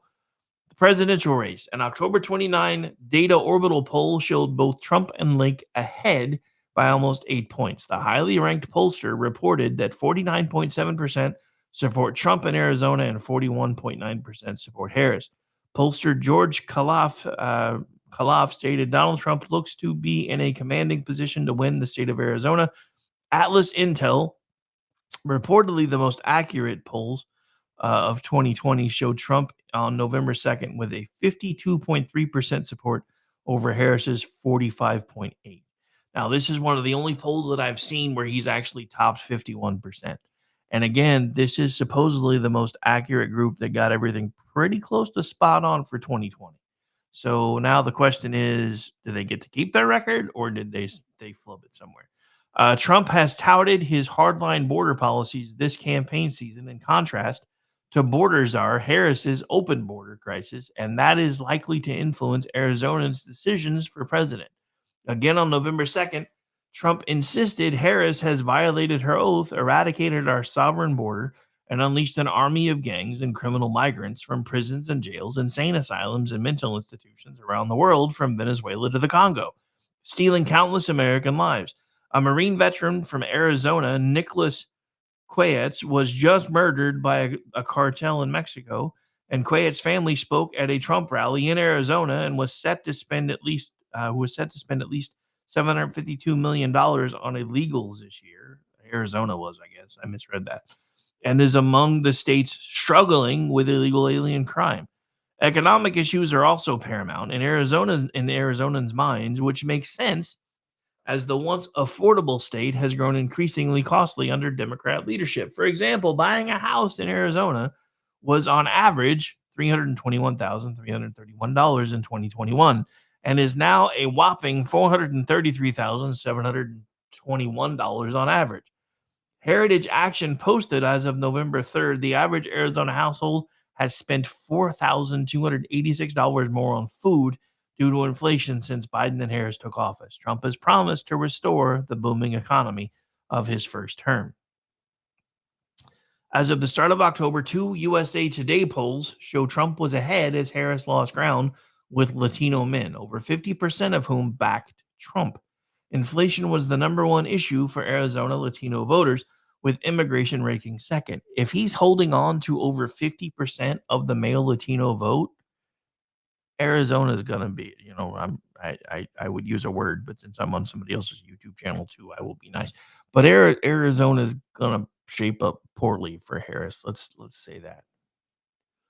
If these numbers hold. The polling has generally shown Rep. Gallego ahead, according to the Senate race, but that could be changing. The Hill put Gallego at 49.2% and Lake at 45.4% on November 3rd, but a new poll from Data Orbital found Lake slightly ahead with 45.2% versus Gallego's 44.5%. Atlas Intel published survey results on November 2nd showing Lake ahead at 49.1%. So this is what I'm talking about, though. Look at the disparity between polls. This is why I've been telling you guys for the longest time, don't trust the polls. Don't believe the polls. Just go vote. Because you are the ones that make the decision. Each of us has a voice, and we exercise that voice with our vote. And I don't care if you think that you live in a deep blue state where absolutely nothing is ever going to change, or if you live in the reddest of red states, and therefore you don't feel that you need to vote for Donald Trump anyway. You need to vote for Donald Trump. For those of you that are just joining us, just remember that the 15 states, along with District of Columbia, totaling a total of 190 electoral college votes, have signed a suicide pact. If there are enough states picked off that don't align with that pact, where they can give whoever wins the popular vote their path to 270, they're going to throw their 190 electoral college votes to that candidate, regardless of anything else. This is why I've been trying to tell everybody for years that this is not a game where you can say, well, the popular vote doesn't really matter anymore. When you have East Coast and West Coast states, along with the District of Columbia, saying, yeah, if we can guarantee that they get a path to 270 by us, exercising our suicide pact, then that's exactly what we're going to do. This is why your vote matters. Your vote matters in ways that has never mattered before, because this is a way for us to send a message to the powers that be that we are done with their stuff, that we're done being their pawns, that we're done with the emotional blackmail and everything else in between. And it happens on both sides. This is why I'm so angry. This is why I'm so frustrated, because it's not just one side or the other. Both sides have been playing mind games with us for decades. You're now seeing it with abortion. For the longest time, the Republican leadership was like, we just need to get it back to the states. It never should have been a federal issue. We just need to get it back to the states. Now you're seeing all of the organizations that were built around this push now pushing for the federal government to step in and say, no, we need to make it completely illegal now. But that's not what you said you wanted. And that's not what we were fighting for. This is what upsets me with both sides. Both sides want the government to be our parents. They just want the government to be our parents for different reasons. The ones that they're okay with are the ones that they're okay with, and the ones that they're not, they're of course not. I don't need or want the government to be my parents. I want the government out of my way. I want the government taking fingers off of scales. I want the government to quit with the private-public partnership bullshit, which is another word for communism, by the way. and just take fingers off of scales and let people with good ideas or that think they have good ideas put their ideas out into the marketplace and see whether they take hold or not. Sunlight is the best disinfectant. And the more people do things, the better they get at things. So if the government will just get out of our way, then we will start figuring out what works and what doesn't, and then move forward from there and can carve out our own version of the American dream. One of the biggest mistakes the government ever made, in my opinion, was starting to tell everybody what the cookie cutter approach was to the American dream. They started doing a cookie cutter approach to education. So then they started doing a cookie cutter approach to the American dream. You've got to get your 4-year college degree. You've got to do this. You've got to do that. Then by this age, you should have your house, your car. You should have 2.5 kids. You should do all these things. Except that's not ever what this country was founded on. This country was founded on individual liberty and freedom. That doesn't mean that people who weren't willing to come together to work together can't and won't do that. It just means that at the end of the day, ultimately your success and failure should be your responsibility and nobody else's. And I get that that sounds harsh and heartless because, well, Rick, you just don't understand. People fall through the cracks. Yes, they do. But you know who should be taking care of the people that fall through the cracks? Not the federal government, the local government, because they're the ones with boots on the ground who should have programs in place to try to help these things and take care of these things. Now, should the government be figuring out a way to bolster that? Yes. But should we have this giant government agency that says, oh, well, everybody that's making X amount of dollars, blah, blah, blah, gets this, this, this, and this, and you can get this and you can get that, but only if you kick your husband to the curb and only if you're willing to live by yourself. This is why the cookie cutter approach doesn't work. This is why we need people who understand what government is supposed to be to step back in and start putting it back in line. I don't trust anybody else to do that other than Donald Trump, Elon Musk, Vivek Ramaswamy, Robert F. Kennedy Jr., Tulsi Gabbard, and everybody else across every single political aisle possible, every age demographic, every point of view that have come together behind and standing next to this man because they understand that if things don't change, we are done. If you are undecided at all today, please look to see when your polls close and make sure that you go vote. And make sure you're picking the side that best aligns with you and not just your emotions. Look, I get it. A lot of women are terrified about abortion because the left has convinced you that the right wants you living in the world of the Handmaid's Tale. Nothing could be further from the truth. But as terrified as you guys are of us embracing our heritage, which is that we are, in fact, a Christian nation. I know that pisses people off, but we are. The only way that we can make sure that things that are happening in places like London right now aren't happening here is if we actually teach people our history so they understand why we've done the things that we've done to keep people from being able to come in and say, well, now you're going to have to learn the Quran. Because that's what's happening in Britain right now. I saw a video the other day from a kid like 13, 14 years old. They're making us learn the Quran in school. They're making us learn about Islam in school. I don't need or want to learn about that. I am proud to be British. I want to learn my history. This is why history is important. This is why it being taught is important. This is why this idea, which is directly from the communist playbook, by the way, to tear down anything that offends you, is disastrous. Because the best thing to do if you have history that you disagree with is to shine a light on that history and teach people about it so that they then understand your perspective. But this idea that, well, these statues are offensive and this school being named this is offensive, that's the first step to whitewashing everything. Do you guys realize what the term whitewashing actually means? That's what they're doing, though. They're whitewashing history. And they're doing it on purpose because as we go to bottom of the hour break, one of Kamilama Hamasnik's favorite word salads, we're going to be unburdened from what was so that we can embrace what can be, is actually a screwed up communist manifesto. Because that's the first thing they do. When they take hold of everything, they erase your history so that you don't know who you are anymore. And then they start putting their own ideas in place. They've already started trying to do it here. The question is, are we going to keep letting them do it? I don't know where the time's going today, but we're already at bottom of hour 2. My name's Rick Robinson. This is my show. We will be right back. For everybody who's just joining us, if you would be so kind, please make sure that you are liking the feed or sharing the feed wherever you happen to find it from. You can follow along with me at KLRN Radio is the station. You can follow along with me at RowdyRick73. Also, our news arm at Digital Beacon US on X. And you can go find our KLRN Radio YouTube and Rumble channels too, if you wish. We'll be right back. Stay tuned.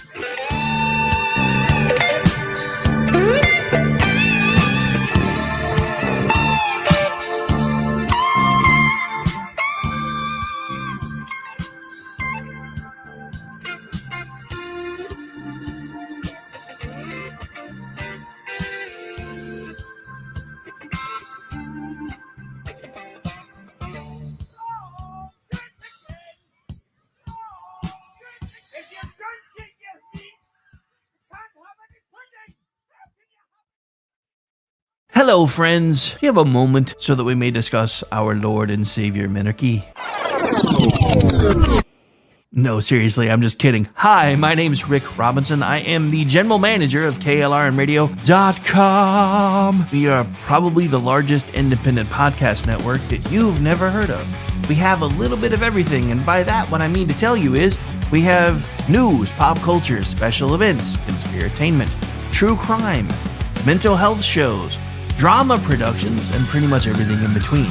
So if you're looking for a new podcast home to grab a little bit of everything that you love all in one place, come check us out. You can find us on X under @KLRN Radio. You can find us on our Rumble and our YouTube channels under the same names.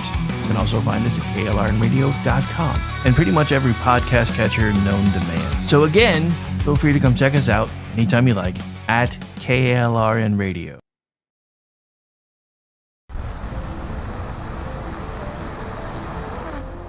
Are you ready to reach for the stars? Tune in to The Lost Wanderer, the #1 monthly podcast on good pods in astronomy. Join our host, Jeff, as he takes you on an interstellar adventure to explore the mysteries of space and the wonders of science.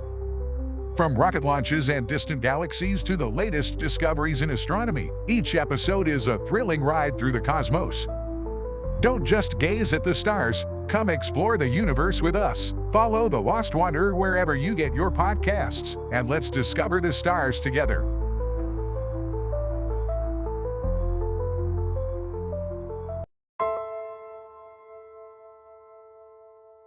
My dad was really, really special, and I loved my dad a lot. I'm proud of him, and that even though he isn't here with us, but he died as a true hero. I miss everything about him. In the moment that the officers and I had to come see the children, my biggest reaction was, I don't have 7 arms. I have 7 children who just lost their father, and I don't have 7 arms to wrap around them. I'm Frank Silla, chairman of the Stephen Silla Tunnel to Towers Foundation. Our foundation is committed to delivering mortgage-free homes for Gold Star families and fallen first responder families. To not have to worry financially is a huge peace of mind. The thought of, what in the world will I possibly do to pay the bills? How will I possibly let the children have a life that feels normal? I don't want them to have to quit their piano lessons or their basketball. I don't want them to feel that we have to move into a little apartment and struggle financially in addition to the emotional weight. There are over 1,000 families that need our help. Tunnel to Towers is honoring those heroes that risk their lives by providing them with mortgage-free homes. Those who serve us and then lay down their lives protecting our freedoms and our safety, the least we can do is $11 a month to give them that peace of always knowing there's a home, there's that sanctuary when life feels like it's been tipped upside down, because it has, when you lose a parent in the line of duty, to know you can go home, you can be safe, there's no risk of losing your home. That's a peace of mind that I can't believe you can get for $11 a month. I'd like to ask you to contribute $11 a month to support their efforts. Please donate $11 a month by calling 1-844-BRAVEST or visit tunneltotowers.org.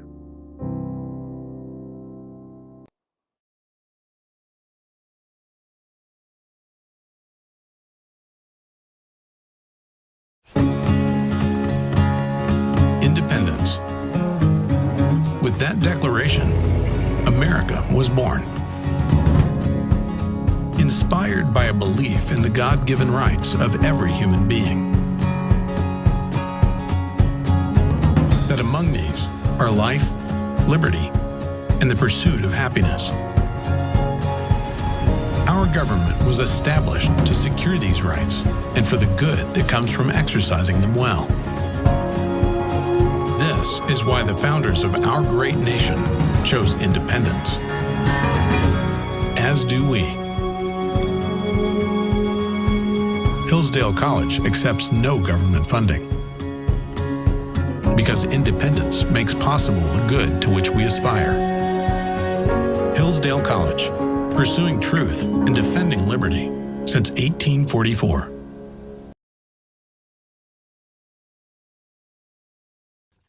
But if you really stop to think about it, mob behavior, bullying, the appearance of insane rage and anger is all they have left. They don't have any issues or policies to run on for the same old reason they can't be honest. Oh, they've got plenty of policies. Oh, they got plenty of issues. Oh, they have plenty of ideas. They just don't dare tell anybody what they are. Not at the run-up to election time. But if you really stop to think about it, mob behavior, bullying, the appearance of insane rage and anger is all they have left.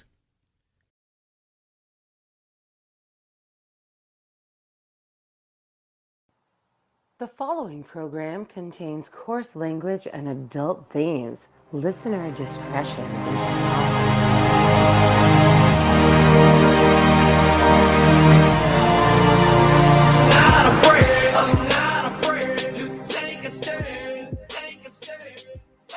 Every once in a while, I like to put up a clip of the man that inspired me to do what I do today, and you'll see his picture right behind me as a reminder of part of the reason why I do what I do every single day, even though there are days when I don't really want to. Today's not one of those days, however, though, because this is like Nerd Prom and Super Bowl all rolled into one. So we're going to find out today what direction the country goes in from here. And that's why the show is entitled as it is. We're either going to determine whether America has Stockholm Syndrome or whether this is Liberation Day, because we have been being held hostage for the last 4 years by a stolen election. I said what I said. I can prove it. So can everybody else. The problem is the media doesn't want you to be able to prove it, because then you would know exactly how broken everything is. But this is why the mainstream media is beside themselves. This is why the mainstream media is falling all over themselves to make sure that Kami Lama Hamasnik and AWOLs get the gig, because otherwise they know that their jig is up. The problem is, folks, the reverse is true over here too. If they get the gig, there's a good chance our gig is up, because they've told you what they're going to do. They haven't lied to you about it. They've shown you over and over and over again. Now, they've tried to walk it back, but then they're back to talking about it again. But the problem is that try as they might, they just can't seem to get across the finish line with the groups that they need to be across the finish line with. And this, we've already talked about Arizona. This is some stuff that I need you to hear from folks in Michigan today. So, came out today, but the clips are from before then. This is, again, sourced from our friends at Red State. Actually, I'm sorry, this one's Town Hall. Same difference, though, really. Who's voting for Kamala Harris here? Absolutely no. No. Not possible. There's nothing she can do or say for us to change our mind. Now, I need you to pay attention to that breakup. Our breakdown. That was 2 men, 2 women in a focus group, both of which said it ain't happening. And it gets worse from there. Here's the next clip. The campaign that the Democrats ran was that Donald Trump hates us. I felt safe, though, in the country when Trump was in office. I don't feel safe right now with Kamala in office. So, I mean, that to me speaks more. This is Michigan, folks. keeps going. The business sector in the Arab American community. And I was really surprised this week to get an earful to hear them say that they would much rather either vote a third party, not vote at all, or vote for Donald Trump. And I'm telling you, it's not obviously a significant sample size, but I cannot find one Arab American within my social circle in business or personally who have said that they will vote for Kamala Harris. When you look at the polling, it seems sort of neck and neck. What they are saying, and this is not a Donald Trump campaign line, that Tiffany Trump's father-in-law, who's a Lebanese businessman, has been successful in kind of converting and talking to people to explain why Trump would be better. Even with a Muslim ban, even with everything else that has happened, they feel they do not have any political clout. They don't have any political operation. The only political power they have is their vote, even if it means the rise of Donald Trump. That's extraordinary. That's extraordinary. And terrifying for them, as you can see from the look on her face. All right, next clip. There's a lot of anxious people about the situation in Gaza and whatnot. I don't want to put somebody on a seat that's really not looking out for humanity. They say they are, but they're just looking for votes at this point. All right, so there you have it, straight from folks in Michigan, who are the very folks that she stayed away from Josh Shapiro to try to snag. Sorry, I'll remember how to talk in a minute. Get paid to talk. Sometimes still can't manage to pull it off. But yeah, so the whole and this is something else that I've seen all over CNN over the last couple of days. People that are, Democratic insiders that are pissed as hell that she did not go with Shapiro. Folks, if you're a Democratic insider, you should know that Shapiro said no. It's kind of obvious that he said no. I think even Walz originally might have intended on saying no, because they even remember, and I don't have the clip pulled up or I would show you. Their very first supposed press junket was a casual interview that they did together, and the media fell all over themselves about it. Oh, look, it's so cute. They're doing something so novel. They're interviewing each other. If our side had done that, you guys would have been having kittens, but whatever. And then, so he's talking about how he missed the call at first because he didn't recognize the number and he was listening to the voicemail. I don't think that's why he missed the call at first. I think he missed the call at first because he had to go to Gwenny and be like, do you really want to put us through this? Because you know what a lying sack of crap I am. Do you really want to put us through this? I don't know what Gwenny's vote was. I'm pretty sure Gwenny's probably pissed off right now because apparently, according to sources, Tim Walz had some sort of an affair when he was, going back and forth to China with some high-ranking official's daughter. And poor Gwenny's like, he made me use a turkey baster, not once but twice. Anyway, so the outlandish part of that story isn't that he, was going to China. It's the fact that he was able to have sex with a woman. I still don't buy that part. I'm just saying. Although I will say, as much as it's gonna suck to be completely buried again, having these two to make fun of for 4 years would be fun, even if only 5 people see it and hear it. It would still be fun. It's not gonna do me a damn bit of good. I'd have to go back and work somewhere else because wouldn't be able to make ends meet anymore. Because that's something else that's happening, whether anybody wants to admit it or not. We're all going broke. We're all going broke.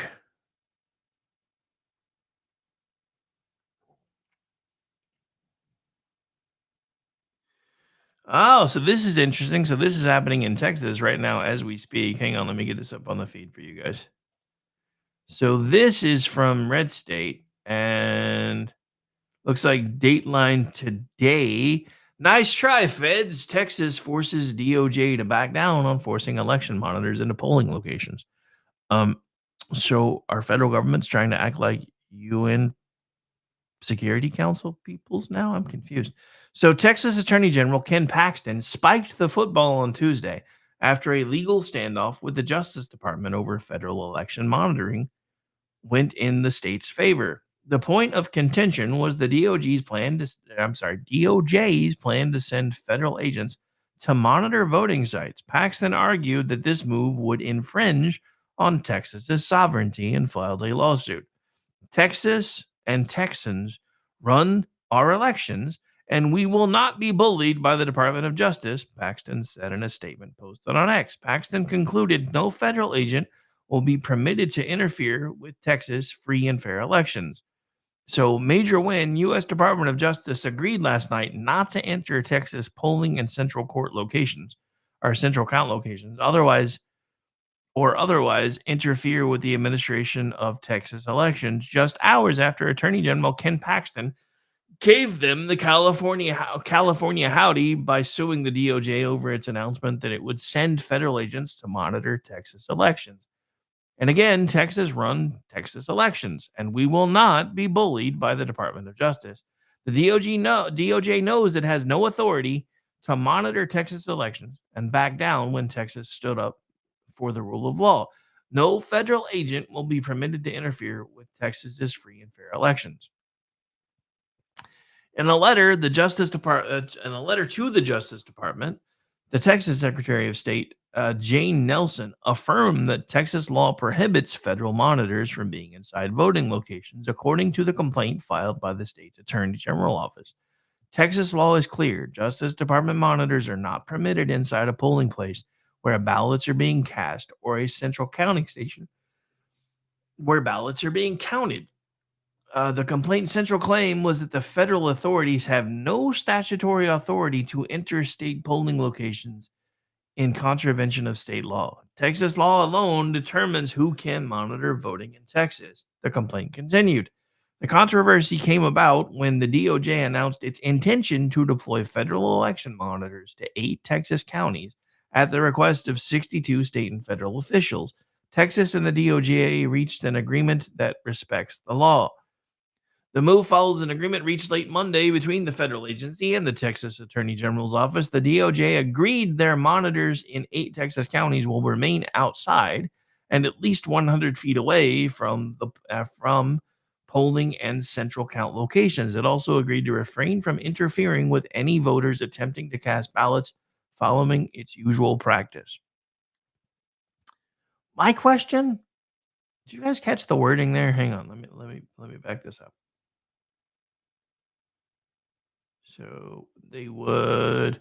So it also agreed to refrain from interfering with any voters attempting to cast ballots.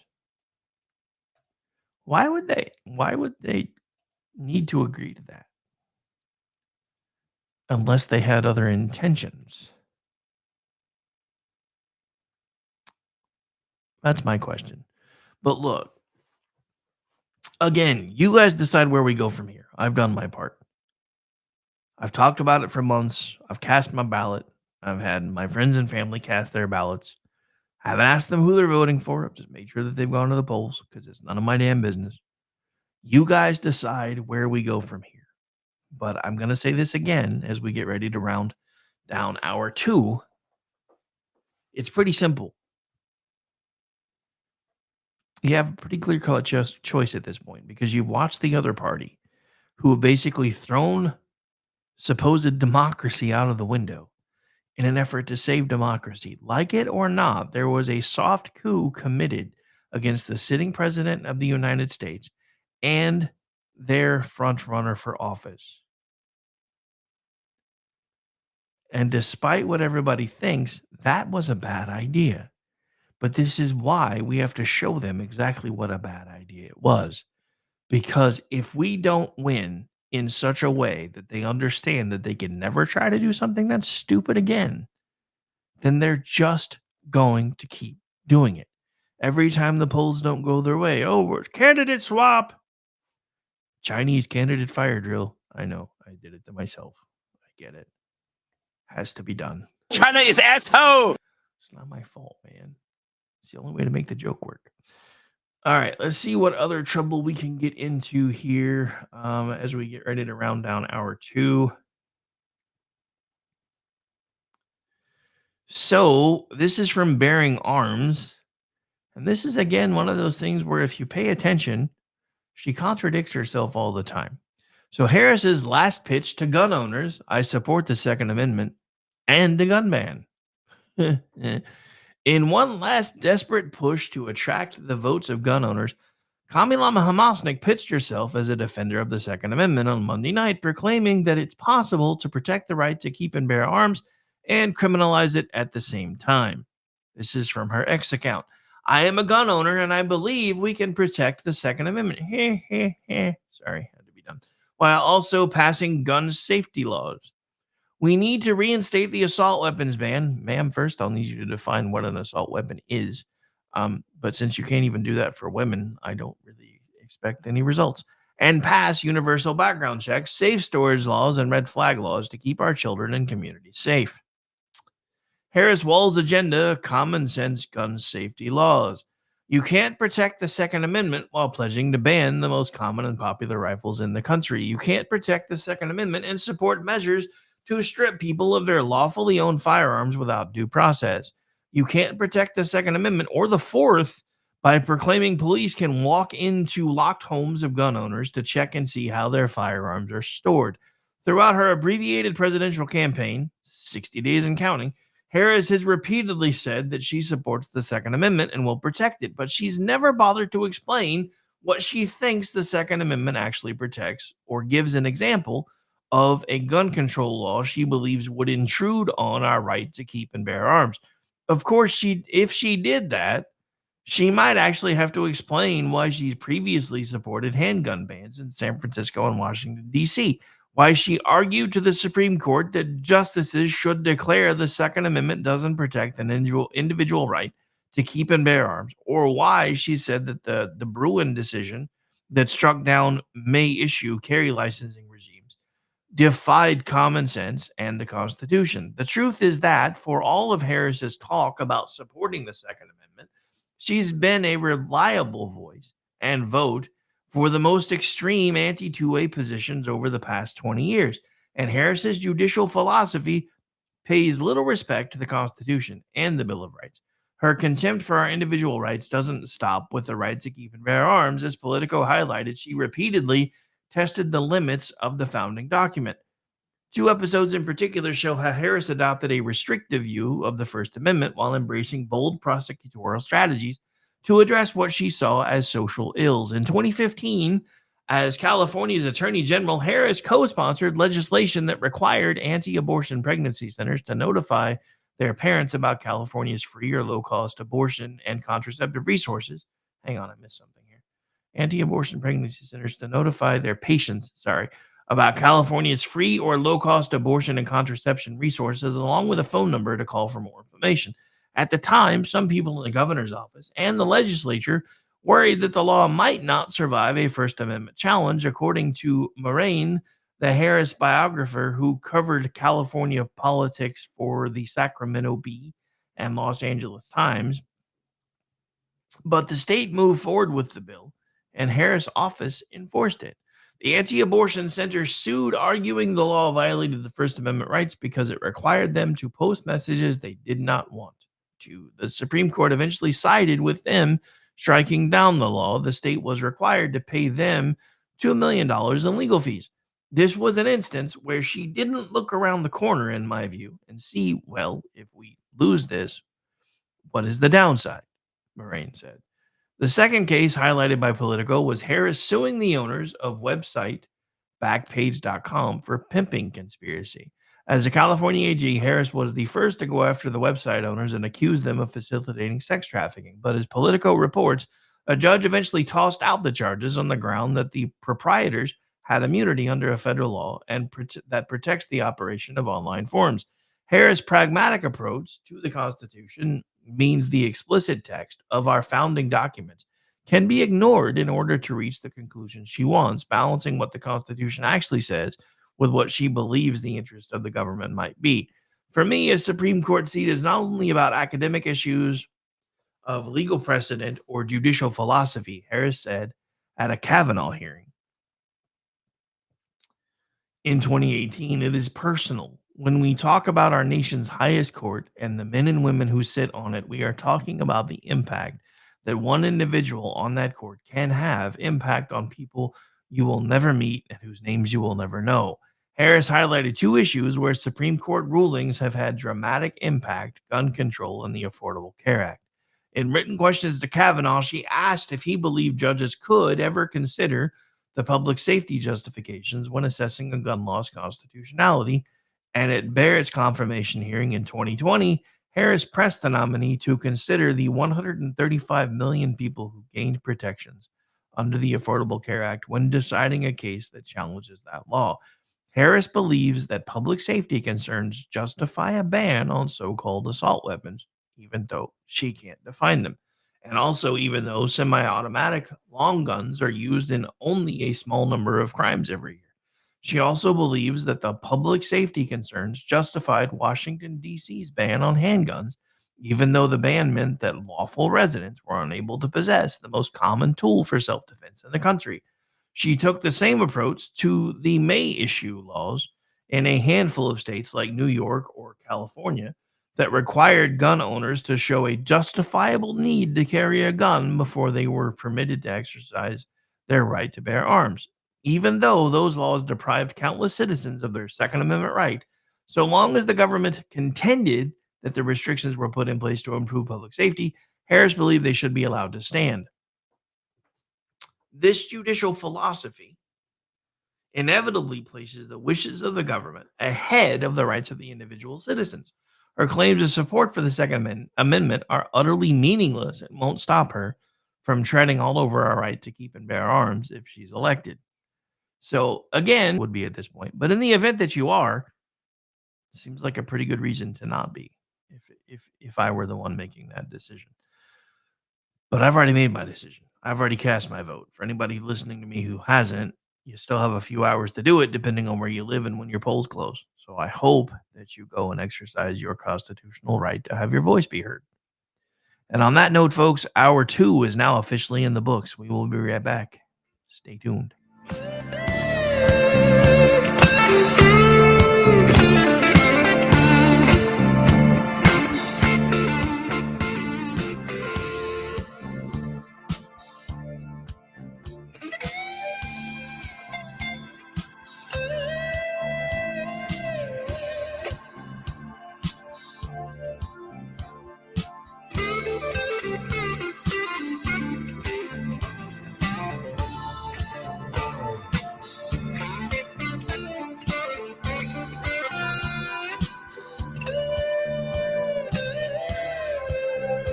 Hello, friends. Do you have a moment so that we may discuss our Lord and Savior Minarchy?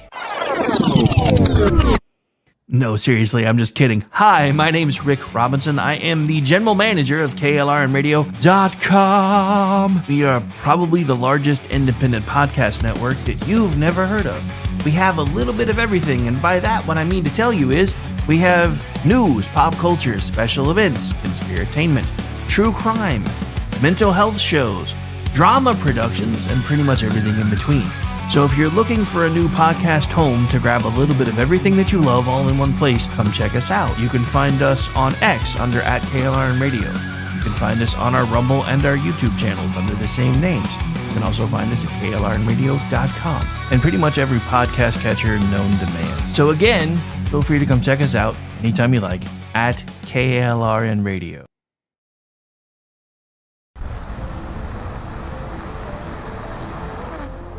Are you ready to reach for the stars? Tune in to The Lost Wanderer, the #1 monthly podcast on good pods in astronomy. Join our host, Jeff, as he takes you on an interstellar adventure to explore the mysteries of space and the wonders of science.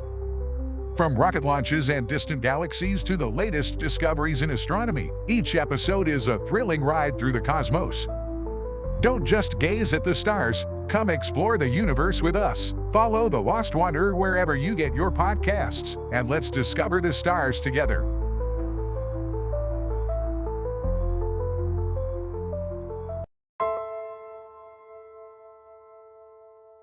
My dad was really, really special, and I loved my dad a lot. I'm proud of him, and that even though he isn't here with us, but he died as a true hero. I miss everything about him. In the moment that the officers and I had to come see the children, my biggest reaction was, I don't have 7 arms. have 7 children who just lost their father, and I don't have 7 arms to wrap around them. I'm Frank Silla, chairman of the Stephen Silla Tunnel to Towers Foundation. Our foundation is committed to delivering mortgage-free homes for Gold Star families and fallen first responder families.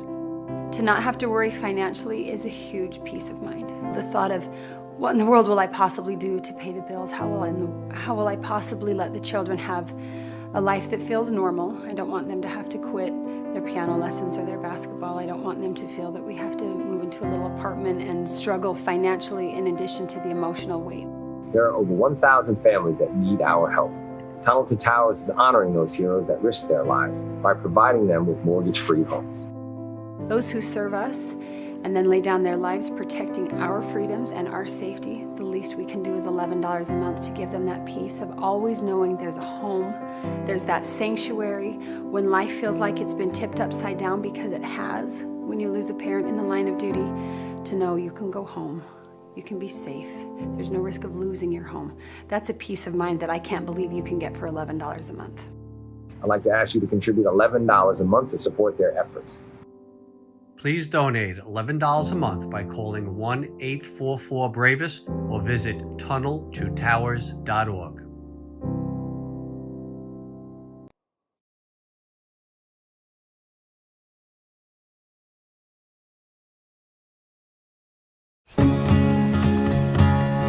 Independence. With that declaration, America was born. Inspired by a belief in the God-given rights of every human being. That among these are life, liberty, and the pursuit of happiness. Our government was established to secure these rights and for the good that comes from exercising them well. This is why the founders of our great nation chose independence. As do we. Hillsdale College accepts no government funding. Because independence makes possible the good to which we aspire. Hillsdale College, pursuing truth and defending liberty since 1844.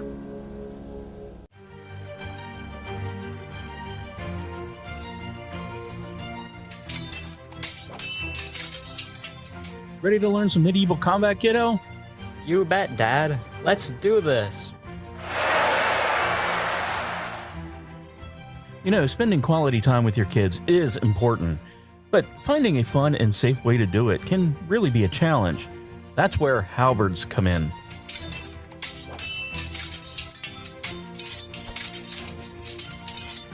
Halberds are the perfect way to bond with your kid while teaching them about history and physical fitness. Plus, they're a blast to play with. So next time you're looking for some family fun activity, grab a halberd and get ready to make some memories. Come on, Dad. Round 2. Halberds, bringing families together one medieval battle at a time. This commercial brought to you by the KLRNradio.com Ad Council.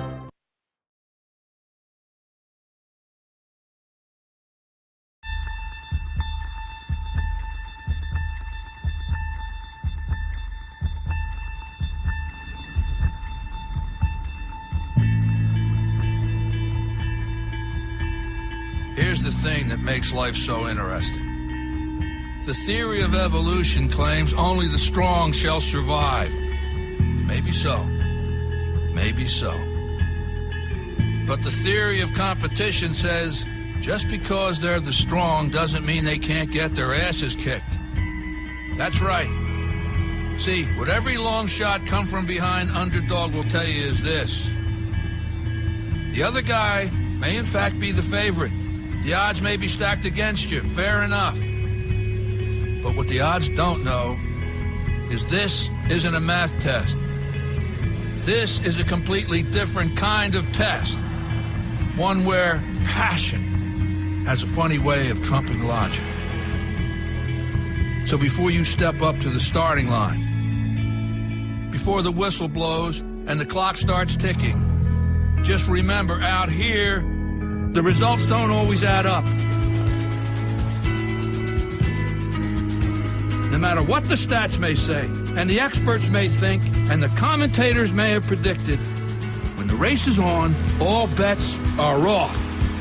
Don't be surprised if somebody decides to flip the script and take a pass on yelling uncle. And then suddenly, as the old saying goes, we got ourselves a game.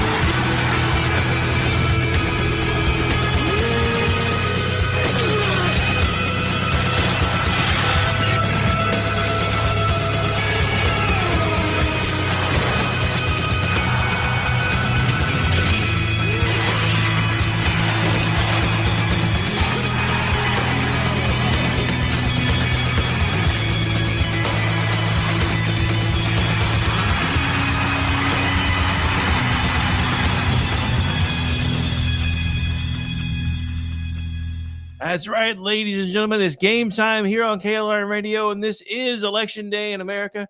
Election Day 2024. Remember the 5th of November. This is the day that we take our country back. At least I hope so. Sorry. I got a little emotional with that. That had a lot of stuff in it that I've been covering for like the last 6 months or so. That was put together by my good friend Gene Baradelli over at he does 2 different shows. He does Behind Enemy Lines, which was his first show. He also does This Week in Democracy, where he kind of takes some shorts. Well, not really shorts, because I guess shorts are different now.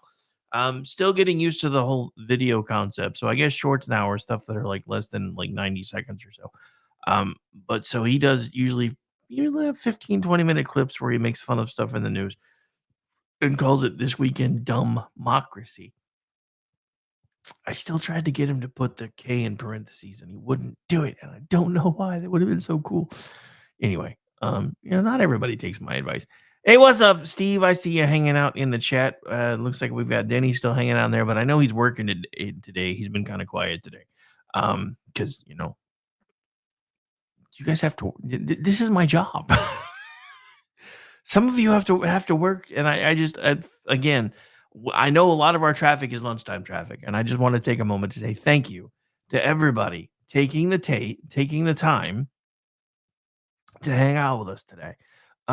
So I want to get back to this though, because we've got some other clips.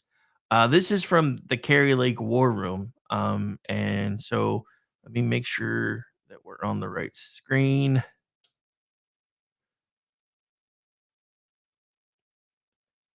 Rancor, like Star Wars, bro. Japanese is his language, though, so I guess I shouldn't be surprised. Anyway, so this is from Kerry Lake War Room. We are outside of a polling location in Tucson, where we were yesterday, and captured this incredible moment. I'm not going to read anymore. So much. My first year ever voting red, and I think it's more just God needs us to do what we have to do versus what people tell us we should be doing. Yes. I come from a long line of people who were black, we vote blue, we vote blue, we vote blue, but the Democrats. I've been personally offended by what the other parties are saying. Yeah. I don't think they line up with what God's will is for our lives, our country. They're stripping the identity of who we are little by little. And that's right. You guys have been the only party that has pushed reaffirming our identity as Americans, as people of God, as individuals. Like it's as men and women specifically. So I really appreciate what you guys are doing. Did you already go in and vote? I've already voted. I'm excited to have voted this year. And who did you vote for? I voted for Kerry Lake because I've met Ruben Gallego, and I've made my choice based on that. Thank you. Well, Ruben Gallego, I'm going to tell the media this. He actually had the gall to tell a conservative Latina that she's not a Latina because she's a conservative. This is very similar to when you don't vote for Joe Biden, you ain't black. So is anybody surprised Ruben Gallego would say you're not something black similar? If you don't vote for Biden. I heard it. Come on, we are individuals. We decide who we vote for. We take into account what experiences we've lived, and we take into account what we want for our country and what we want for our communities, and that's how we vote.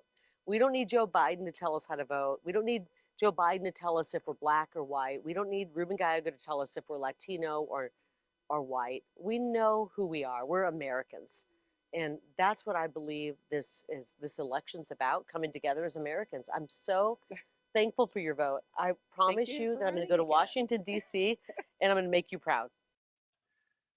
All right, so there you have Carrie Lake interviewing a supporter who just voted for her. I guess this happened yesterday at a polling location. But, ladies and gentlemen, this is happening all over the place. This is why I'm saying at this point, I don't believe the polls. And again, I'm not calling this thing. Only you guys can decide where we go from here. I've already made my choice. I've already cast my ballot. My friends and family have cast their ballot. I've made sure that they have. So only you decide where we go from here. There is still time today if you have not voted yet to make sure that you let your constitutionally held right and your voice, you exercise that right and let your voice be heard. Only you decide where we go from here. I can only do so much. I've built my entire life around trying to do these things over the last 16 years because I felt like some of the people that have been the bigger voices in our industry have lost touch of why they started trying to do it in the first place. And I was right because I've seen so many of them who have done everything they can to hang on to the grift, including selling the people out that they used to say that they were fighting for. I don't care how big this organization ever gets. That's never going to happen. I will walk away and turn it over to somebody else before I ever watch what's happened to some of these groups that a lot of people have put their time, their money, and their talents into just to watch them turn into something that they don't recognize. But it doesn't surprise me, though, because that's exactly what's happening to our country. This is why this election is so important. This is why it matters more than probably any one that we've had up until now. And I know they say that to you every 4 years. And I have done my best not to be one of those voices. But this is a different time. You can feel it. If you just take a moment to quiet your mind, you can feel it. Something is different. We are on the verge of either becoming a great society again or collapsing. And if you will just listen to the voice inside yourself, you know it to be true, or you wouldn't be listening to shows like this in the first place. And that's just where we are. I mean, we just watched just a couple of weeks ago Elon Musk play pitch and catch with a rocket. You guys realize how much closer that puts to us doing the things that we grew up, those of us in Gen X, watching on TV and expecting to have been a reality by now? You know why things have stalled and slowed down? Because they wanted them that way. The powers that be have been pulling the levers now for quite some time.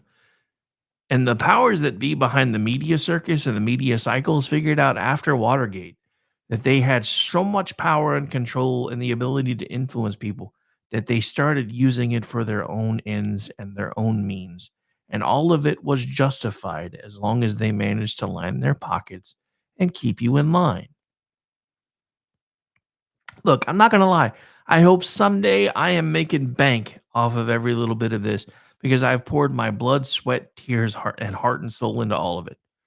But even if I am, I don't care if I have to tell every single one of my sponsors to, in the words of Elon Musk, go fuck yourselves.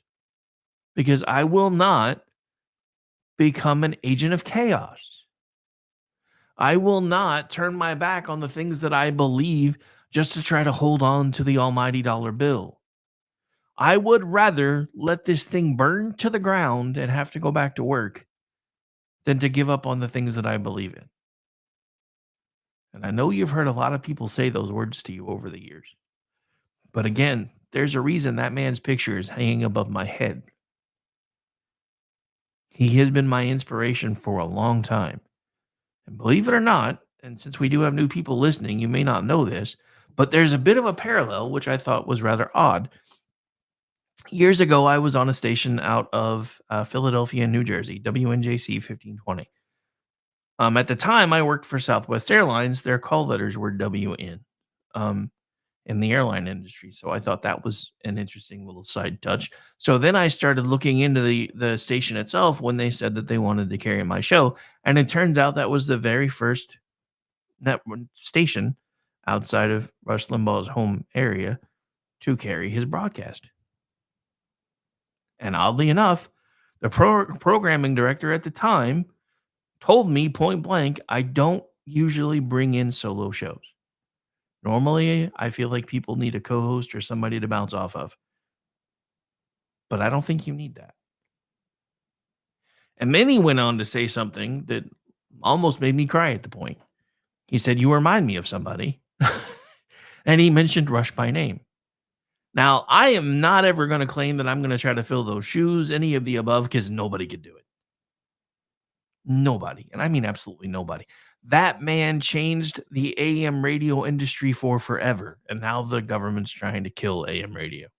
I wonder why. Do you guys realize that's happening? You know who else is trying to kill AM radio? George Soros. You know who let him do it? The FCC. They are about to change the shape of how you get your information, whether you like it or not. And if we don't stop this crap by putting our foot down and saying, look, we are Americans. We have the right to decide our own destiny. And because of that, we are siding with this man who did everything he could the first time to make us free again. That's what we're up against right now, ladies and gentlemen, whether you want to realize it or not. These people have no ideas. This is why they keep you fighting with one another. This is why they keep you in your little boxes. This is why they keep making you feel bad about everybody else. Be like, well, look at, they shouldn't have that money to get that private jet. That should be going to feed the homeless. You know how many people get fed because they bought that private jet? Thousands of people were employed to design the jet, to build the jet, to fuel the jet, to work on the jet, all because they had the money to purchase it. When you look at things from the liberal perspective, nothing makes sense. And that's just the truth of it. And I don't mean liberal in the classic liberal sense. And I'm saying this right now as a conservative. We need to take that word back. Because in any other time in history, we would be the liberals because we're the free thinkers. We're the ones who think that people don't have to be controlled. We're the people that think the government doesn't need to keep you under thumb. We're the people who think that you have the right to determine your own best self-interest should you choose to do so, as long as you're not being harmful to yourself or anybody else. Somehow that is all now a bad thing. And I don't really understand why. All right, I haven't taken a monologue break at all yet today, and I'm going to have to take one. We'll be back in probably about 3 minutes. Stay tuned. My name's Rick. This is my show. A couple more segments coming to you on the other side of this one. And then don't forget, we'll be back tonight starting at 7 p.m. Eastern, and I don't know when we're going off the air, either until we have results or until they say, we're taking our balls and going home like they did in 2020. So we'll see what happens. We'll be right back. You're listening to KLRNradio.com.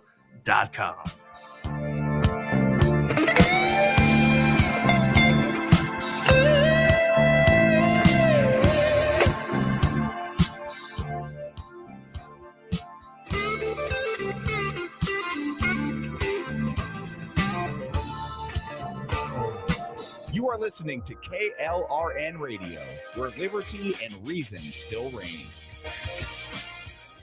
I'm Noble McIntyre of McIntyre Law, and I've been representing injured Oklahomans and their families for almost 30 years. At our firm, we have handled hundreds of crashes involving semis. They are huge vehicles, and when fully loaded, can weigh as much as 80,000 pounds. Most semi drivers are careful and professional drivers, but some big truck drivers and the companies they drive for are dangerous, and I've personally seen the devastating effects on families. If you or a loved one has been affected by a semi crash, contact us at 405-777-7000 or McIntyreLaw.com. We will fight for you. Achieve platinum status in the Fuel Rewards program at Shell and save 10 cents per gallon on every fill. Right now, you're less than 5 miles away from your closest Shell, so make a pit stop this afternoon and fill your tank with Shell V-Power Nitro Plus Premium Gasoline. Click the screen now to learn more about platinum status and the Fuel Rewards program, or download the Shell app today. Platinum status is earned with 12 fill-ups over 3 months, 10-gallon minimum per fill-up at participating Shell locations. Terms apply. Visit www.fuelrewards.com/status. It's back to school season for the kiddos, which means it's the perfect time to get your vacay on. Beaches are empty, resorts are quiet, and Cheap Caribbean Vacations has fall vacay deals up to, wait for it, 45% off. Plus, you can score more site-wide savings and take an extra $50 off your booking now through September 5th. Take this as your sign to pencil in a vacay this fall and turn back to school season into back to beach season. Go to cheapcaribbean.com to find your next all-inclusive vacay. Offer ends September 5th. You can achieve platinum status in the Fuel Rewards program at Shell twice as fast by filling up 6 times with Shell V-Power Nitro Plus Premium Gasoline. Right now, you're less than 5 miles away from your closest Shell, so make a pit stop this afternoon and fill your tank with Shell V-Power Nitro Plus Premium Gasoline. Click the screen now to learn more about platinum status and the Fuel Rewards program, or download the Shell app today. Platinum status is earned with 12 fill-ups over 3 months, 10-gallon minimum per fill-up at participating Shell locations. Terms apply. Visit www.fuelrewards.com/status. Hi, everyone. This is JJ, the co-founder of Good Pods. If you haven't heard of it yet, Good Pods is like Goodreads or Instagram, but for podcasts. It's new, it's social, it's different, and it's growing really fast.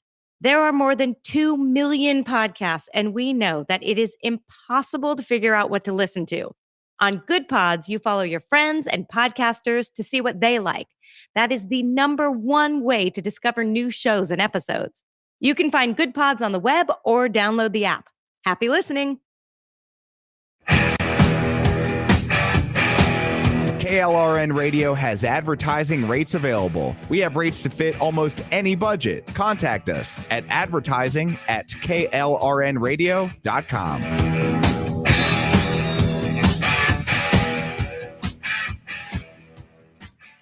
Hey, this is Sean with the Edge of Liberty. You're listening to the only man who's comfortable wearing his jeans backwards, Rick Robinson. And if you want to check me out, I'm on KLRN every Monday and Friday, 12 on the Pacific Coast, 3 on the East Coast, talking news, politics, everything else that really comes to mind. Loud, bald, from Boston. I check all the boxes that you hate. So check me out right here on KLRN. The following program contains coarse language and adult themes. Listener discretion is advised.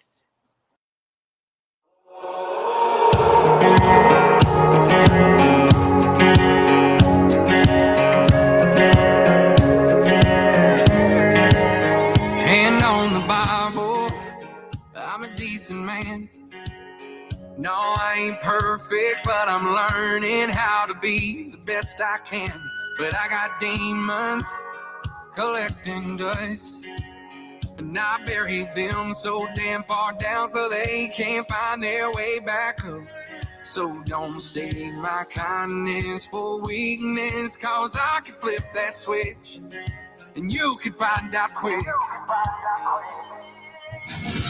There's a hell on the other side that you ain't met yet. Tread real light, dare you to light that fuse, cause I can be a loose cannon. Cross the line, I'll call you bluff. Promise when push come to shove, but you don't want that smoke. Better the devil you know than the devil you don't. All right, folks, welcome back into the program. Again, hour 3 of the Rick Robinson Show is underway. We're almost to the end of the show, although I still have lots of work ahead of me because it's election night. So you guys get to put up with me a lot more. There'll be some stuff dropping from Twitchy later. Then I'll be live blogging with Twitchy. We're doing crossovers with SHR Media and a couple other groups throughout election night. And we even have some stuff set up as surprises depending on how the night goes. I will say this, because I've seen a lot of folks that are being negative. I refuse to do that. Look, I will tell you this. I think there has been a sea change in America, and I don't know if it's enough to do everything we want to do this cycle or not, but I have heard from more and more people that no matter what happens tonight, we're not done fighting. And there's proof of this here. And it's happening everywhere. What if I told you that for the first time in forever, there's a certain state who has done everything they can to keep it from happening, actually starting to have gun shops again. Staten Island has a gun shop for the first time in forever. Now it's in a soft opening phase, and of course, New York's doing everything they can to try to quash it, crush it, all of the above. But the community outreach for the Staten Island gun shop has been absolutely amazing, according to the owners. And according to Bearing Arms, this is for the first time in decades, Staten Island actually has a gun shop. This is what I've been talking about. There has been a grassroots movement afoot since Donald Trump lost the last time because nobody expected him to lose, to figure out why he lost and start correcting it. Now, I will say this. I know everybody was kind of like, I can't believe that they put one of his, in-laws in halfway in charge of the RNC, blah, blah, blah, yada, yada, yada. Look, it wasn't who I wanted to be in charge either, but anybody's better than Rona McRomney because she should have been let go of 2 or 3 cycles ago. And it's just that simple. From the ground game that I've seen that sprung up since they've been put in charge, from the legal challenges that I've seen in all the places where the Democrats are trying their usual shenanigans, and yes, I know, I have again done it to myself. I understand. It has to be done. I swear to God, I'll pistol whip the next guy that says shenanigans. Bring it, fat boy. I ain't afraid of you. All right. But yeah, so look, I don't know what's going to happen tonight. But I do know this. People are awake. You're seeing it more and more. You're seeing people of color that have been on the Democrat plantation for their entire lives. They're like, no, enough is enough. You've seen Latino people, even a few Puerto Ricans that are pissed.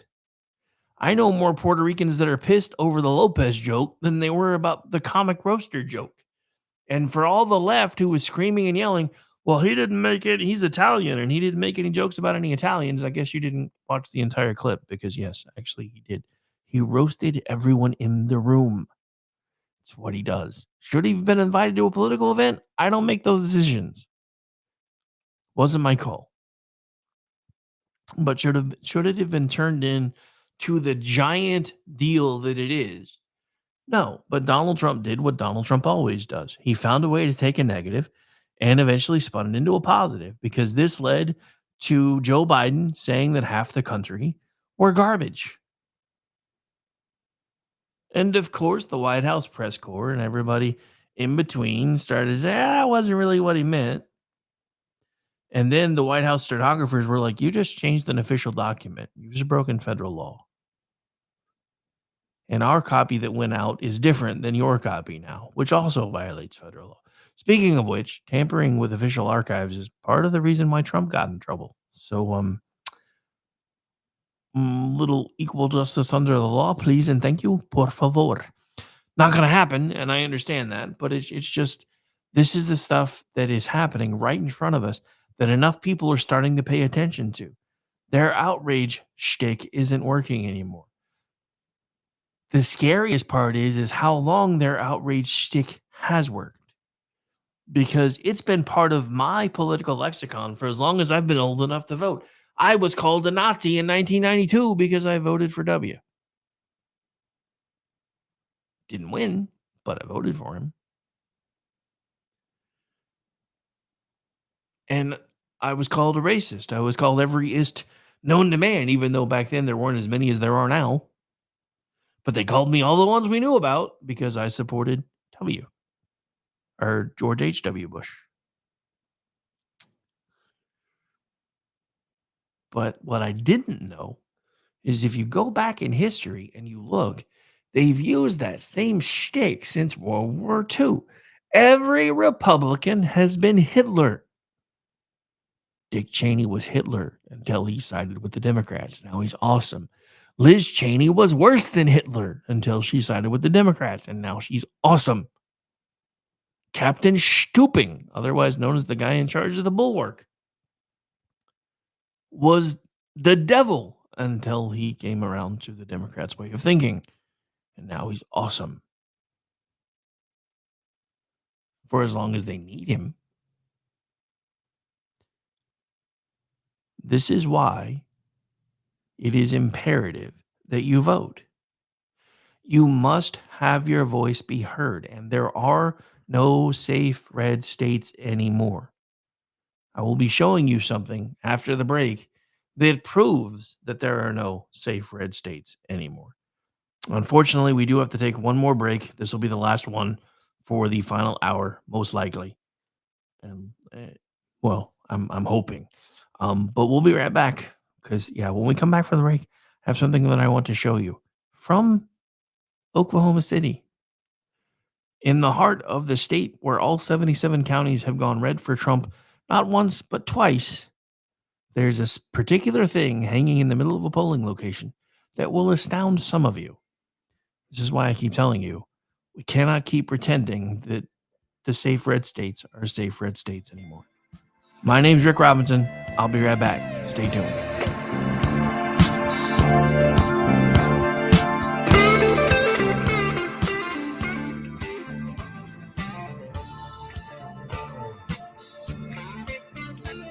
I'm Noble McIntyre of McIntyre Law, and I've been representing injured Oklahomans and their families for almost 30 years. At our firm, we've handled hundreds of crashes involving semis. They are huge vehicles and when fully loaded can weigh as much as 80,000 pounds. Most semi drivers are careful and professional drivers, but some big truck drivers and the companies they drive for are dangerous, and I've personally seen the devastating effects on families. If you or a loved one has been affected by a semi crash, contact us at 405-777-7000 or McIntyreLaw.com. We will fight for you. Achieve platinum status in the fuel rewards program at Shell and save 10 cents per gallon on every fill. Right now, you're less than 5 miles away from your closest Shell, so make a pit stop this afternoon and fill your tank with Shell V-Power Nitro Plus Premium Gasoline. Click the screen now to learn more about platinum status and the fuel rewards program or download the Shell app today. Platinum status is earned with 12 fill-ups over 3 months, 10-gallon minimum per fill-up at participating Shell locations. Terms apply. Visit www.fuelrewards.com/status.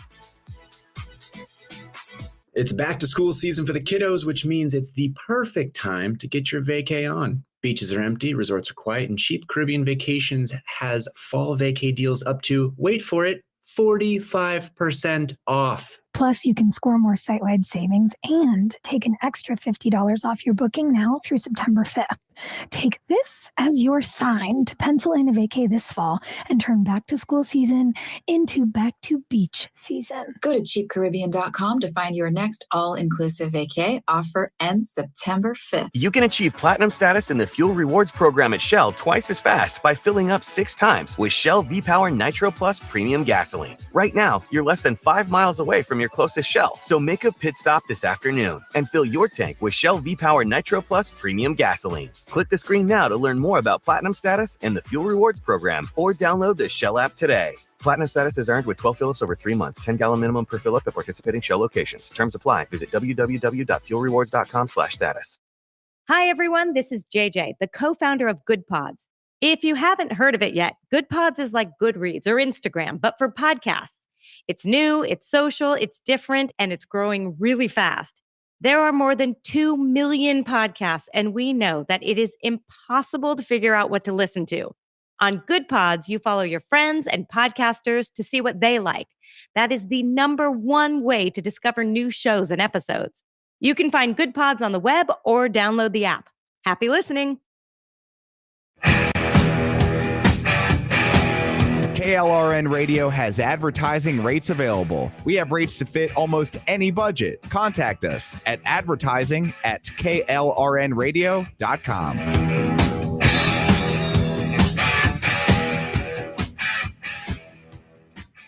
Hey, this is Sean with the Edge of Liberty.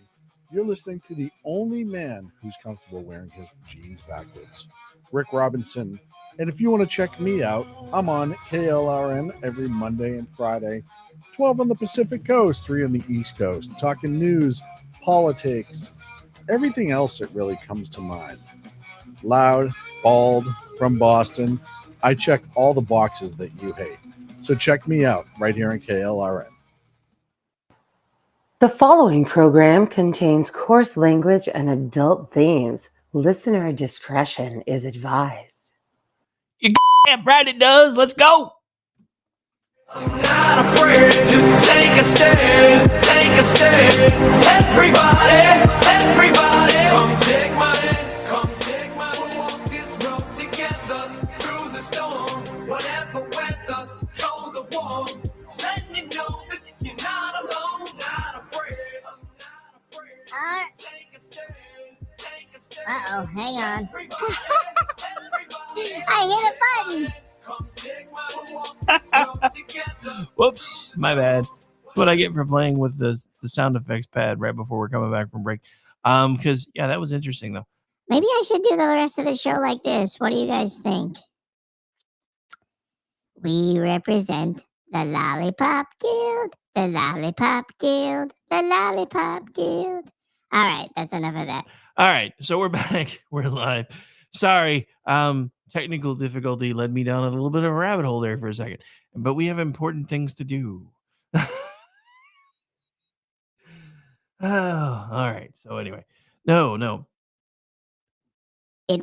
It's Peanut the Squirrel's ghost. Just saying. Okay, that's better now. Yeah, sorry, I got thrown a softball from the chat. I had to run with it, but yeah. Anyway, I really should have done something with that. Come to think of it, I wish I had thought of it before now. All right, but anyway, so here's some.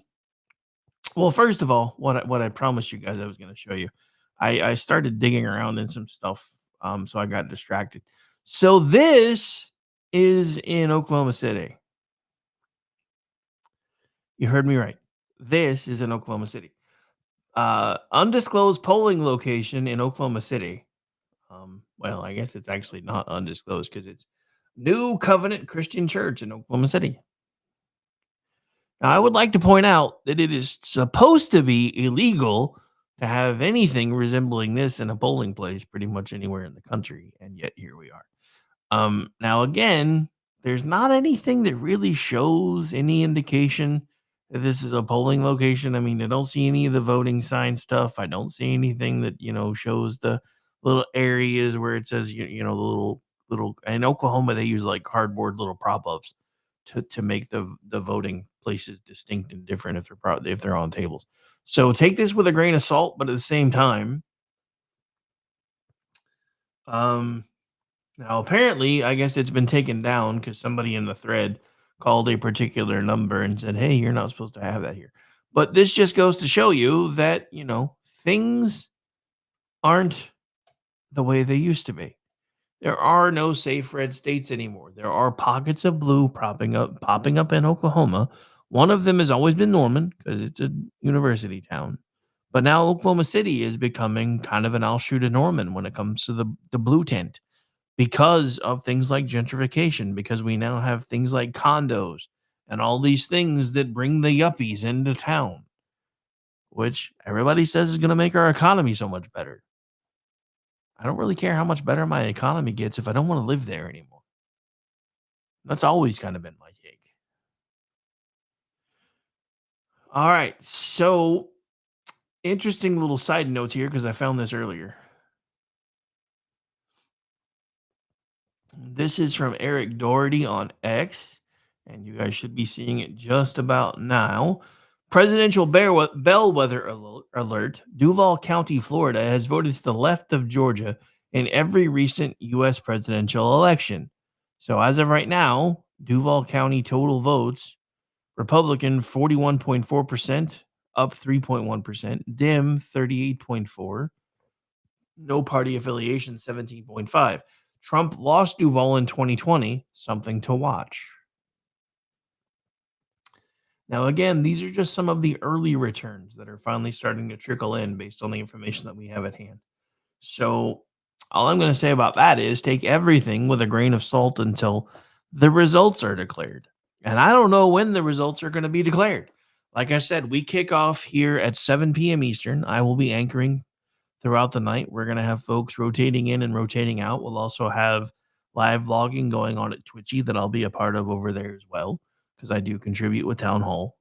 So I hope you guys are, if nothing else, we certainly hope that you will be entertained, as they say, as we chart our future steps here, both with KLRM Radio, the Digital Beacon US News, and the country. Because like I said, if we do not have a very strong bellwether night, the most we can hope for is maybe stemming the tide for a couple of years, which may be enough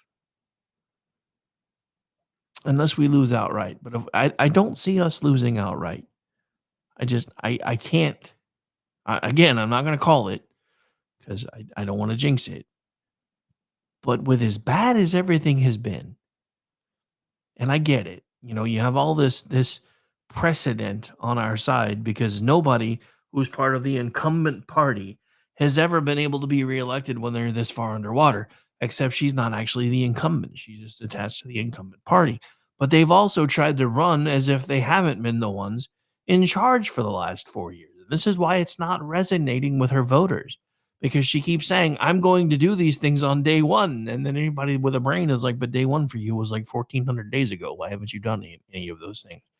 Well, Rick, you don't understand. She's not the president. Well, no, she's not, but it's become apparent for at least the last 2 years that the man is a vegetable and pretty much somebody's been getting things done and it wasn't him. So why wasn't she trying to sway people to say, hey, maybe we should do this? Now she's trying to tell everybody, I'm not going to tell you what kind of car you can drive. When just a couple years ago, she was telling you that by 2040, we're going to have all zero emission vehicles. And I'm rounding up because I don't remember the exact date, but I think it was like 2035, something around there. And now, well, I didn't mean that. Just like with fracking. Oh, I was for it, then I was against it, but now I'm for it again. She walked back her entire thing about price controls, except for in the final few moments of the election. Now she's back to talking about price controls again. Interesting side note, I did actually hear something weird on my local talk radio station that I found was interesting. Apparently, McDonald's is filing antitrust suits against their beef supplier because there are 4 or 5 beef suppliers that have gotten together and are working as a group to artificially inflate beef prices. So take that with a grain of salt, but apparently that's been going on for a long time. That's why a lot of folks are bringing back cheaper menu items. That's the other thing. You want to know how you can know whether the economy is doing good or not? When they start bringing back dollar menus, that economy is not doing as great as you think. Because if you remember, there were really no dollar menus under Trump, dude, because everybody was like, oh, I can pay full price now. Now it's like, oh, McDonald's has got alternate menu items and dollar menus back and 2-for-1s and all these things. And, I mean, granted, the other thing is it's all transitioned to apps mostly to get the deals anymore. But another little interesting side note of the sign of the times so I live between 2 towns. One is really small. The other one, kind of smallish, but it's one of those shotgun towns where like there's one street that kind of goes in and out, and that's pretty much it. And then everything kind of offshoots going the other way. But so interesting little thing in this tiny little town. The other day, for some reason, my McDonald's app wasn't working. I eat McDonald's probably more than I should. I love the app too because I don't have to wait in line at the drive-thru. I just tell it what I want. I pay for it, and then I go pull in one of the "we're going to bring it to you" spots, and then usually in 5 minutes or so, they're bringing my food to me while everybody else is waiting in line in the drive-thru. So the other day, I couldn't get it to work, and I didn't want to go inside. So I went to the drive-thru. They're like, I'm sorry, we take all of our orders through the app now. So what do you do if the app doesn't work? You go inside. Why do I need you telling me that Yeah, sign of the times, ladies and gentlemen. The world, it is a changing, and I don't necessarily know if all the changes are going to be for the good or not. I just don't. I just don't. All right, let's take one more quick spin around the news cycle, see if we have anything else popping out as we get to about the last 15 minutes or so. Well, I say or so, but actually less than 15 at this point. Unfortunately, I have to go play bus driver, so I can't stay late. Besides, I'm going to be... Ooh, let's see. Matt Margolis has a new article up that's just come out, actually, within the last 45 minutes from our friends at PJ Media, of course. So let's make sure that we're in the right spot. Make sure that you guys can see it, and should have it on your screens now for those of you following along on the video feeds. Pennsylvania preview, the tipping point state. Dun, dun, dun. In 2000, the entire election hinged on Florida. Calling that election close would be the understatement of the century. This year, all eyes are on Pennsylvania, which is why every single Democrat right now has clenched butt cheeks and clenched teeth because they're like, why the hell didn't she pick Shapiro? Anyway, which is widely regarded as this year's tipping point state. And boy, are the polls close. Overall, Donald Trump has been polling well in Pennsylvania, winning most of the recent polls, albeit by slim margins. As of today, he has a slim 0.3% lead in the Real Clear Politics average in Pennsylvania. Senator John Fetterman, Democrat, Pennsylvania, admitted in an interview with the New York Times last month that he was concerned that Trump would win Pennsylvania. He said he's observed the unwavering intensity of Trump supporters in his state, from sprawling Trump merchandise stores in deep red counties to the long lines at Trump rallies. Fetterman described the loyalty as more than just support. It's a full-blown movement that he acknowledges actually does exist. There's a difference between not understanding, but also acknowledging that it exists. And anybody that spends time driving around and you can see the intensity, he said, it's astonishing. I was doing an event in Indiana County, very, very red, and there was a superstore of Trump stuff. And it was 100 feet long, and it was dozens of t-shirts and hats and bumper stickers and all kinds of, it's like, where does this all come from? It's the kind of thing that has taken on its own life, and it's like something very special exists there. And that doesn't mean that I admire it. It's just, well, it's real. He also believes that Elon Musk's endorsement of Trump has lent significant credibility to Trump's appeal. Musk's influence, Fetterman suggested, could resonate with everyday voters in blue-collar regions like Scranton. Musk's status as a highly admired figure like Tony Stark to many adds weight to his support for Trump, a factor Fetterman said is going to really matter. Fetterman's concerns extend beyond Musk's endorsement, however. He noted with dismay how Trump's appeal has penetrated traditional Democratic strongholds and labor unions. He referenced the Teamsters' refusal to endorse a Democrat this election and recalled a conversation with a steelworkers union president who reported that around 60% of his members backed Trump in 2016, a trend that continues through to 2024 today, with union support steadily drifting away from Democratic candidates. If Kamala Harris loses Pennsylvania, her path to an electoral victory ends quickly. Assuming Trump wins Arizona, Georgia, and North Carolina, she must win all three Great Lakes battleground states. Of course, there is another race in Pennsylvania we have to watch, the Senate race. While incumbent Democrat Bob Casey Jr. has consistently led in the polls there, his margin has tightened to within the margin of error, with some polls showing the race tied. It's reasonable to assume that if Trump pulls off a victory here, he can carry Republican David McCormick across the finish line. For what it's worth, Casey has shown that he thinks Trump has the advantage in his state. Last month, he launched an ad that distanced himself from both Biden and Harris while appealing directly to swing voters by aligning with Trump on key issues. Casey seems to be recognizing Trump's rising influence in the state and understands that securing his reelection may depend on appealing to Trump's base. So what's going to happen? We'll be keeping a close watch for you. That's what's going to happen.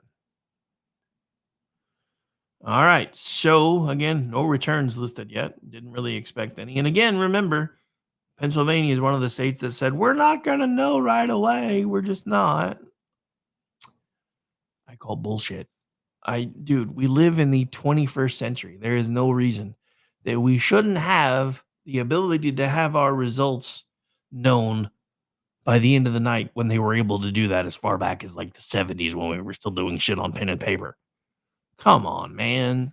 I mean, I'm just being honest here. Look, I get it. Some of it, I think, is because they're wanting to see if there are in fact slim margins so they can do a ballot fairy drop again.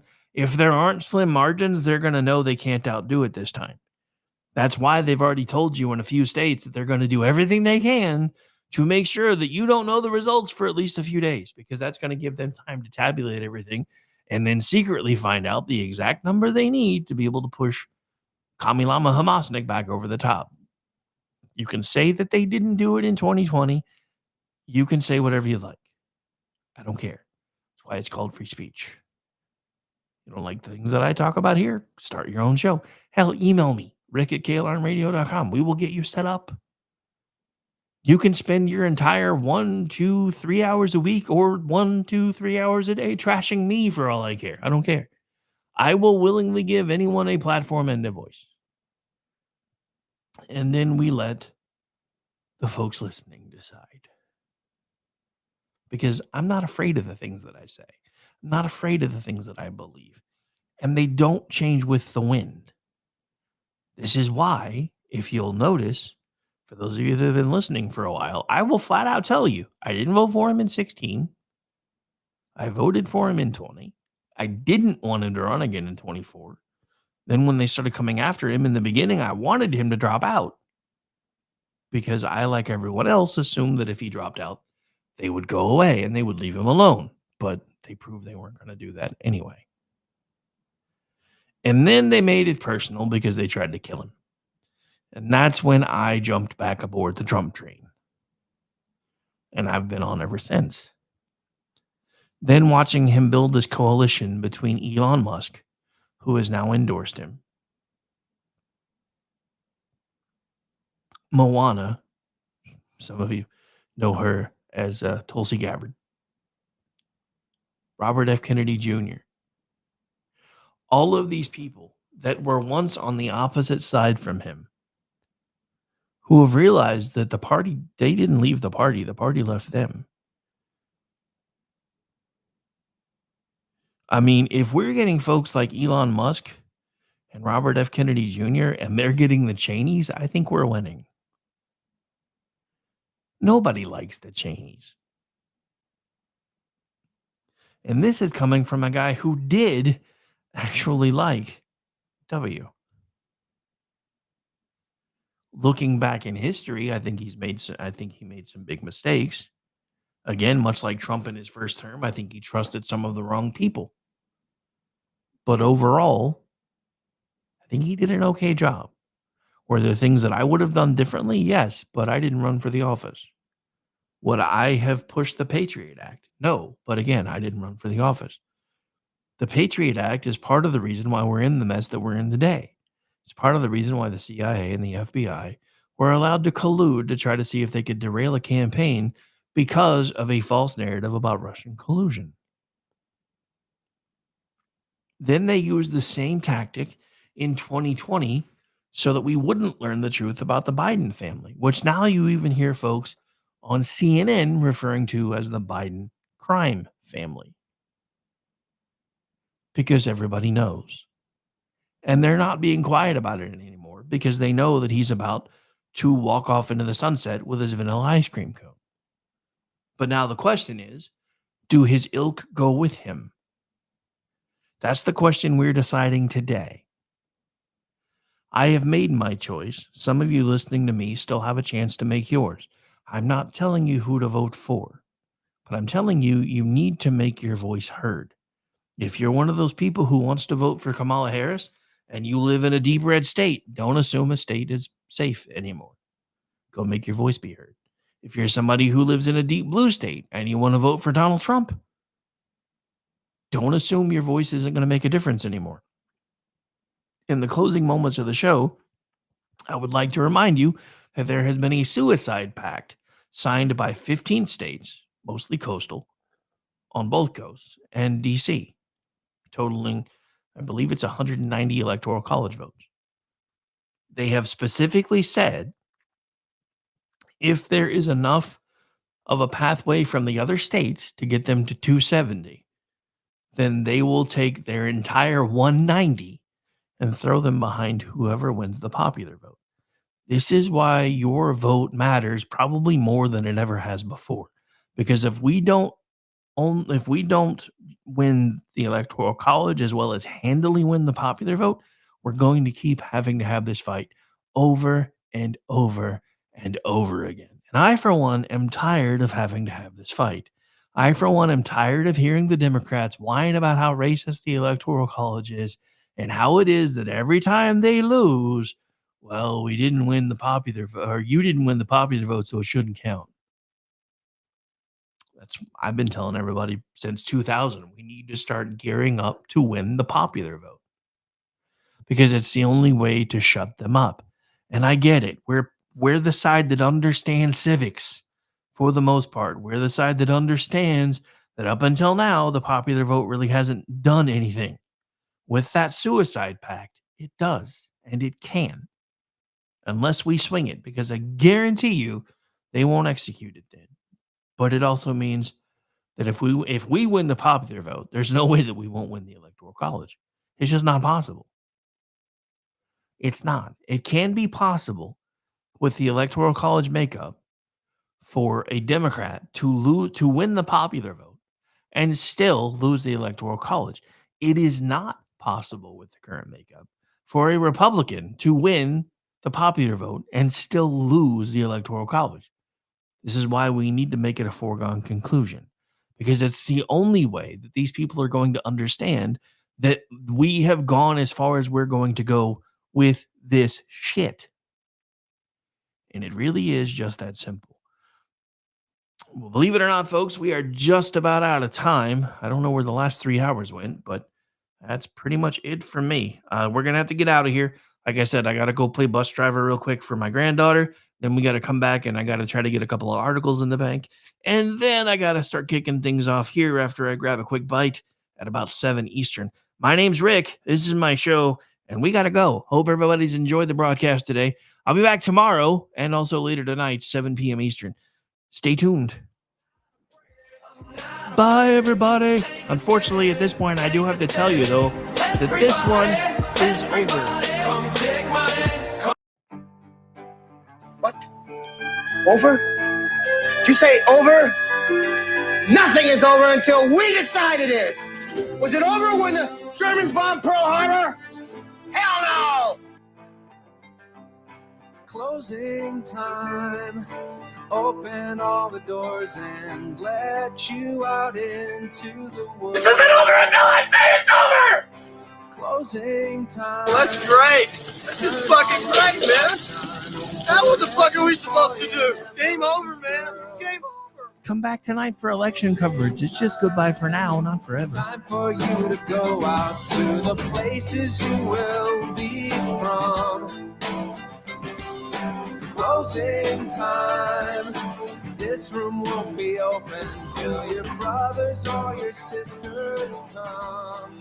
I love you, Oklahoma. What a great crowd. I love you.